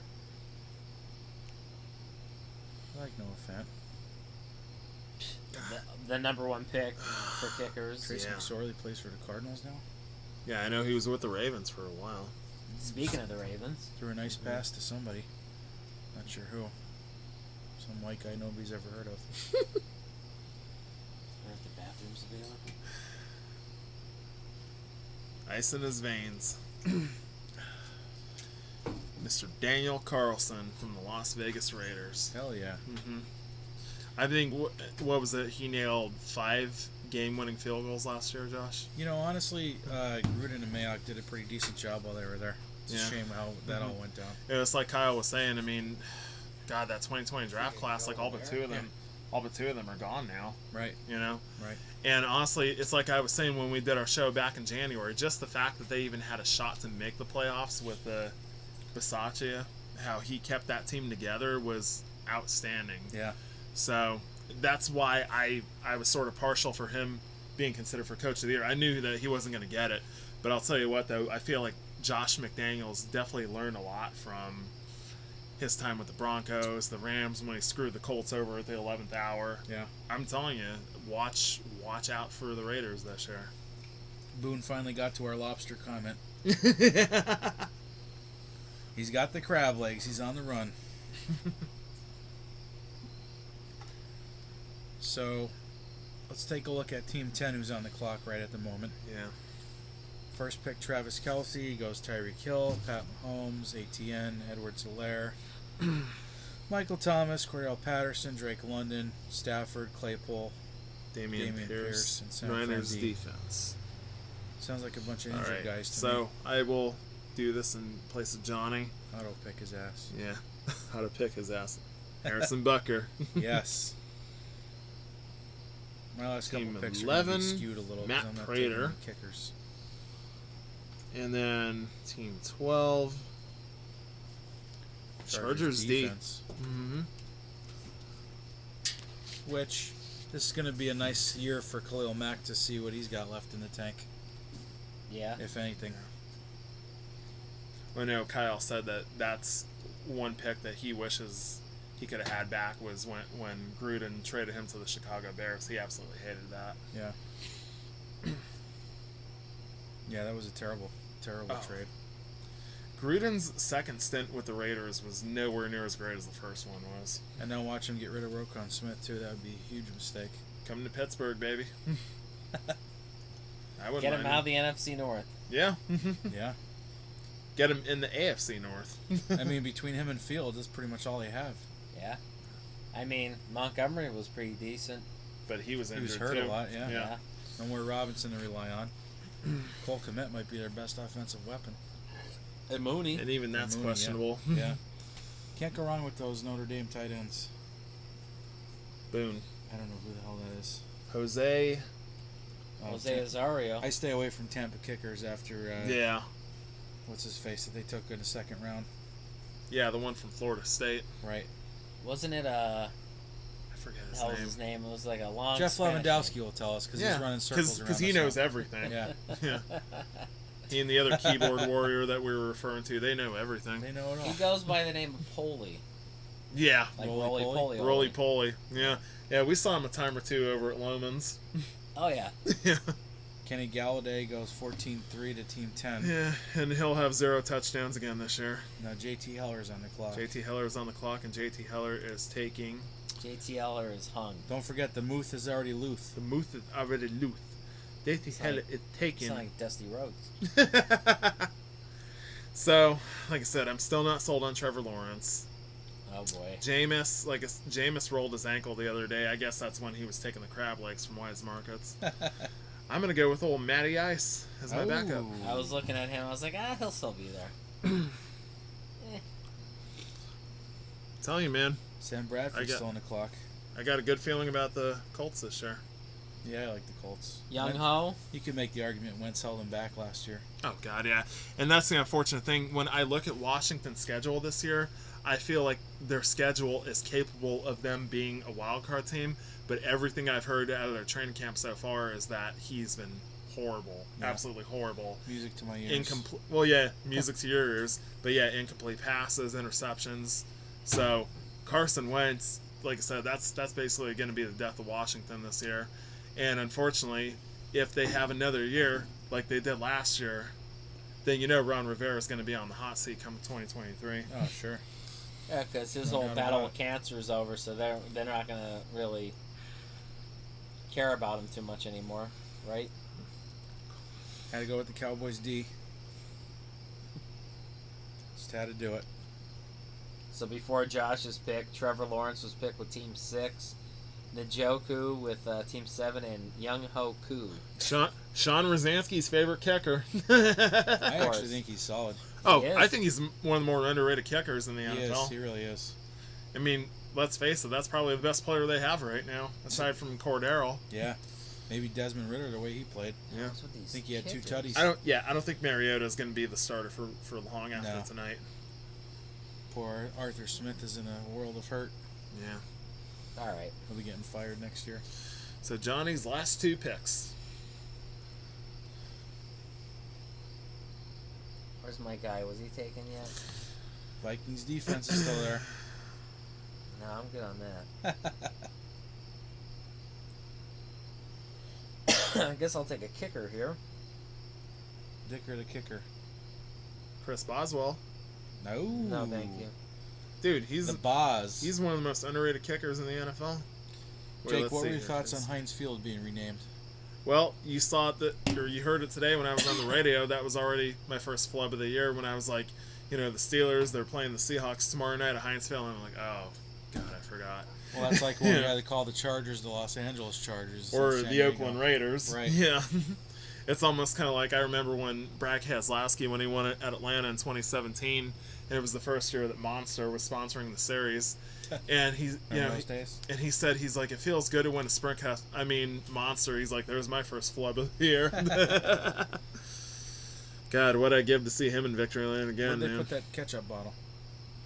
I heard that they kept 2 of them. Did they? And then I guess Heinz that they still have a deal as far as like all the condiments in the stadium and everything. Yeah. Condoms. Trojan. That'd be interesting if a Trojan company would sponsor a stadium. Trojan Stadium. USC. Hey, there you go. Nanny Coke. There you go. Instead of the Bush Clash. Yeah, the Trojan I Clash. wish there was a way you could just see the kickers and There is. how. Yeah. You sort it by position on the bottom there. Mm-hmm. What is he in? I don't even know what that list he has up is. Yeah. Okay. There it is. Do any of your leagues have kickers? Pretty much every league I'm in has kickers. Screw it, they're worthless. I mean, I'm just gonna keep scrolling here. Give me a minute. Keep scrolling. Hey, Josh, Dan He Bailey is wasn't still. taken yet. And I'm Dan gonna Bailey take is him. still available. Honestly, Dallas should probably sign him considering what they have in their roster. Yeah. It's going to be a shit show. Well, I'm not gonna take too long with this. I'm just gonna take the best one available. I want to get the suck up, So he can suck up? so you can suck up. But I guess I'll go with Brandon McManus here, Do it, you won't. And he did And then? and then for his final pick. well, I'm not gonna take Zach Wilson.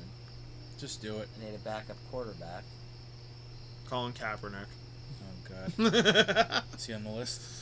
I wouldn't be shocked. I mean, God, they put him in man in 23, He even took though he the hasn't crab played. stealing, wheeling, and dealing.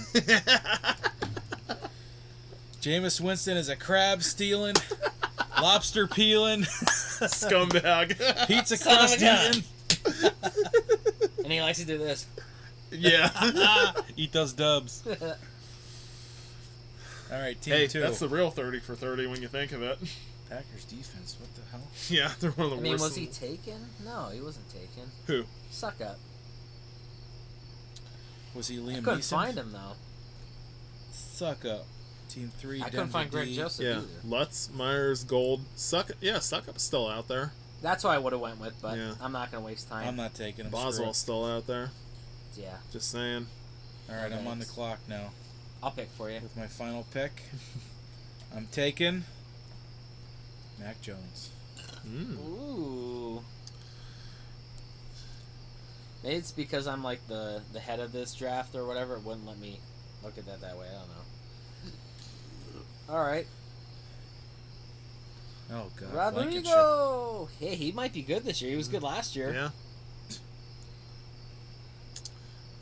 Kickers. So- Colts, Colts defense, defense. too. Yay. And Dwight Freeney, have a day. All right.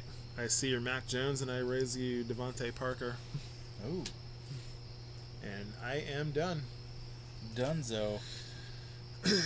Mark Ingram. Oh, Jalen Tolbert. come on, go with the wide receiver with your last pick, scumbag. He will. It's probably gonna be a tight end. It's only fitting. Kenneth Powell. The draft has ended. Good luck, everyone. Yay! Yay! I'll share on social media. All right, so let's run down the teams real quick. Johnny Glow takes Jonathan Taylor, Zeke Elliott, Mike Evans, DJ Moore, Kyler Murray, Adam Thielen, Dawson Knox, Melvin Gordon, Brandon Ayuk, Marlon Mack, Rams defense, Jameson Williams, Tyler Higbee, Brandon McManus, and Jameis Winston. My team, Josh's team, consists of Austin Eckler, Aaron Jones, Saquon Barkley, George Kittle, Mike Williams, Amon-Ra St. Brown, DeAndre Hopkins, Dak Prescott, James Cook, Tyler Boyd, Christian Watson, Irv Smith, Julio Jones, Dallas D, and Mac Jones. And finally, Jake Heller's team consists of Joe Mixon, Nick Chubb, Justin Herbert, Jalen Waddle, Chris Godwin, TJ Hawkinson, Kenneth Walker, Hunter Renfrow, Pat Fryermuth, Michael Carter, Bills D, Jarvis Landry, Daniel Carson, Matt Ryan, and Devontae Parker. How do you guys feel about your teams? I feel pretty good. The first pick, not bad. Yeah. Easy. Yeah, first pick is easy. For me, it's always my first 6 picks. If my first 6 picks are okay, I'm good. Yeah. Well, as we know, fantasy leagues are won and lost on their waiver wire. It's not the draft Exactly. table. So that's what you got to keep in mind. So if you walk away from one of your drafts and you're not satisfied with your team, don't worry. There's a free agent wire to be had. Which so. is why the year I won, I spent more than I fucking paid Well, into Look the at Dale draft. last year. He got Patterson on the free agent wire. So I put in for him, Well, too. you didn't. When I I did. Prove it. Prove I it. did. I mean, if he pulls up the waiver wire report, If he pulls up the feed, yeah. well Apparently, even though I was in last place, I still didn't get the pick I wanted. But when I won my first fantasy championship in 2015, I had the 10th pick, and I did not like my draft whatsoever. And not even 30 minutes after the draft is over, and I love telling this story. Not even 30 minutes after the draft is over, I get a 30 for 30 here. I get a Should text. be. Well, yeah, it should. I get a text message from the one and only Sean Rosansky, and he says, "I got a trade for you." He's like, "I'm gonna give you the Big Ben and Antonio Brown, and you give me Russell Wilson and Dez." And I'm like, "Deal." Didn't even take me 5 seconds. I'm like, "Deal." So fast forward to week 1. We're at a friend's house watching opening night. It was you guys and the Giants. And we're sitting there. Me and Sean are sitting there. And Al Michael says, "We have an injured Cowboy on the field, and it's Dez Bryant." And Sean had this look in his face like he was ready to kill me. But to elaborate on your point, between that trade and also, you know who I picked up on the waiver wire? Like early December 2015, just weeks before I won that championship? David Johnson as a rookie. there you go. And the week before I won my championship, and then the week when I won my championship, I think David Johnson both weeks had like 40-some points, Yeah. along with the Cardinals defense and along with Big Ben and Antonio Brown. And that's the funny thing is, I mean, I always seem to get a late draft pick in Sean's league. Like when I won my championship in 2018, I think I drafted like 6, which isn't that bad, but it seems like I'm always drafting towards the back of the top 10 in that league especially. The highest I've ever picked was second in 2017. Okay. And I only like drafting 1 and 2 or 11 and 12. Those Yeah. are my favorites to draft. oh, me from. too. Because, and then another one, 2017, I came so close to winning the championship that year and lost to his younger brother, Zach. But that year, it was me and John Kaminsky. John had the first pick, I had the second pick. And I thought, I'm like, God, I just hope that John doesn't take Le'Veon Bell because, he's a Steelers fan too. I'm like, please don't take Le'Veon. Please don't take Le'Veon. He took David Johnson. I took Le'Veon. And then week 1, that was when David Johnson broke his wrist. And the rest of the day say is history. I remember that Not year. good. Yeah. Well, yeah. Didn't you two have him? I had him week 1, yeah. Yeah. Yeah. Josh, remember that year that me and you were in a certain league and we were in the championship game? Oh, yeah. Should have split the money, man. I should. Well, no, we did. Oh, We yeah, split that's the right, we money. did. I wasn't going to. I shouldn't have. And I had the Colts defense. Remember last year in Dale's League, the trophy you got? Oh yeah, it's a nice giant Dickosaurus. I Real sat quick on before it. we sign off, let's get your Super Bowl picks here. Jake, You first. You first, Jake. You first. I'll go first. All right, Josh. Vikings, Bills. Whoa. Mark it down. And the winner? Nobody circles the wagons because you got 2 teams that have never won a Super Bowl. They're both 0-4. Vikings win. Mm-hmm. Fitting end to a fitting season. Vikings beat the Bills 23-18. I'm gonna sleep with you tonight. I don't think that's gonna happen though. That's my prediction. 1-1 for John from Plymouth. Man. Yep. Rest in peace, Yeah. The man, the myth, the legend. Jake. So my thoughts were I'm going to title the episode of this just like John Elway did for Pat when they won the Super Bowl in '97. This one's for John. Pat Bowlen. Very fitting. This one's for John. Yep. We Vikings, love you, Bills. John. We I miss hope. you. It's funny though because my Rachel's uncle's an absolute diehard Bills fan, and the year that we're going to be down the beach together, they're both playing Monday night, Oh. so we're going to be fighting over the TV. Oh, that's the right, they're doing the doubleheader. doubleheader. Yeah. Mm-hmm.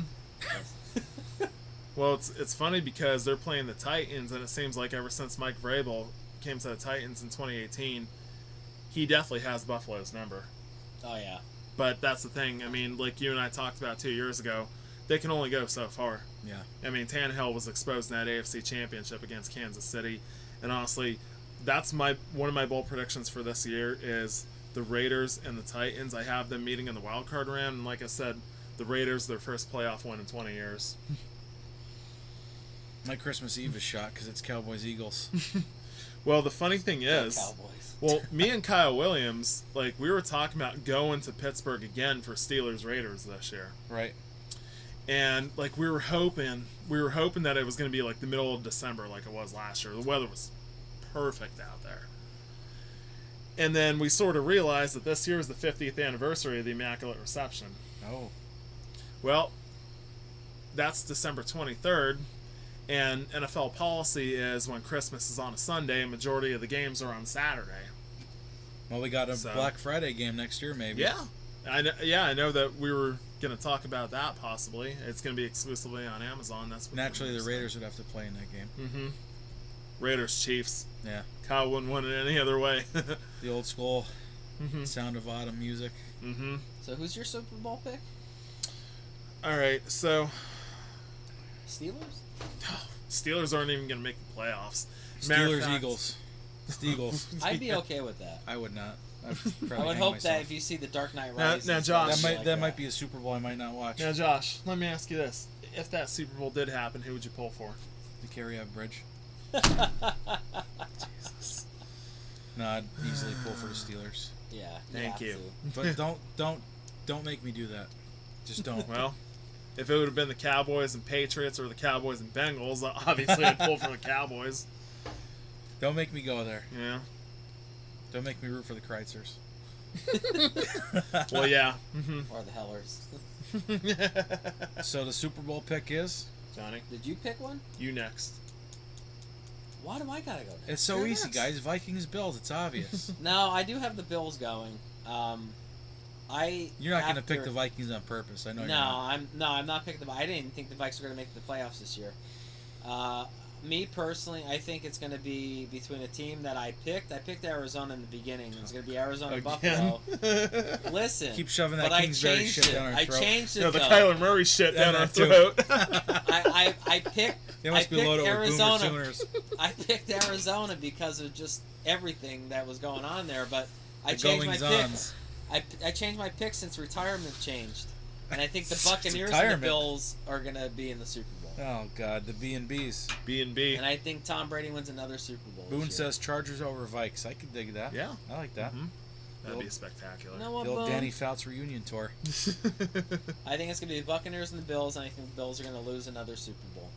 I think it's going to be Tom Brady's last Does Marv Super Bowl Levy win. come back to coach that last game? 97. We just turned 97, by the way. Unbelievable. Well, hey, think of it. Have Marv Levy coach the Bills and have Bud Grant coach the Vikings. Yeah, I mean, hell yeah. he's 95 and he looks like he still kicks someone's Still And wearing- ass. have Short John sleeves Randall out. blow the Ganglehorn. Yeah. Man. He's a man's man. Oh yeah, he is. John from Plymouth's favorite player. I still love Jared Allen, though. He is good. He's my favorite. Chris Dolman, Yeah. very underrated sack artist. Purple people. Matter of fact, I baby. think we had the same birthday, me and Chris Dolman. Oh yeah. Yeah. Same size. All right, Anyway. Jake, Super Bowl pick. So, when the schedules first came out in May, originally I thought to myself, like I said, I've been on the Buffalo train for 2 solid years now. I had them in my Super Bowl prediction last year, and I had them losing to Tampa Bay. Originally, when Johnny and when we did our show back in June, I had the Bills and the Rams, and I had the Bills winning. But like I said, now this uncertainty with Matt Stafford, I just don't know. And excuse me, I hate to be very bland. I hate to do it, but I gotta agree with Johnny. I gotta say Bills Buccaneers. Yeah. Even though, like I said, Go I have it. Chargers. go Chargers, go. But I have it the other way around. Last year I would have picked the Buccaneers. This year I'm taking the Buffalo Bills. I feel like this is finally their time. I absolutely love Josh Allen. That was that playoff game against Kansas City. One for the ages. Not only the game of the year, but definitely like you were saying, Josh, one for the ages. And that the Bills, like I said, Bills fans and Vikings fans, those are 2 fan bases that are absolutely due for a Super Bowl. That's what I'm saying. But I just, like I said, What about I the just Browns? The Von Browns. Jake's throwing the pen. It's time to end it. I hope those scumbags never win a championship. Wow. Anyway, that's my prediction is the Buffalo Bills finally winning a Super Bowl this year. Everyone's so high on them, too. Yeah, I think this is their year. Watch Denver go and just run the train. And And that's the thing. Like, I have Denver getting off to a solid start. Like, I could see them starting like maybe say 6-2 or 5-3, but that schedule is just so hard the second half of the year that honestly, I sort of see like a second half collapse out of the Broncos this year. tough times don't last, but tough Some people, people do. Mm-hmm. Like Denny Green once said, it's not the size of the dog in the fight, it's the size of the fight in the dog. And like Denny Amen. Green also said, if you want to crown them, then crown their asses. Yeah. But they 6 are who days we to thought Sunday. they were. Good series that they used to I air. remember that. All right, well, that's going to do it for this episode of the Average Joe's podcast. We appreciate you guys joining Yeah, us. thank you for tuning in. Hopefully, we helped you win a championship or 2. We know Johnny's not winning one in any of my leagues. Probably not. But I could win one in your league. You know what? Let's hold off on that. But seriously, though, thanks for the support. Yeah, Thanks thank for you guys. Appreciate all you guys for joining us. The comments, Boone, thanks for chiming in. Thank We you, appreciate Bone. the updates, and we'll catch you on the flip side. Peace out. Woo! Laters. That's a good episode. Yeah. boys.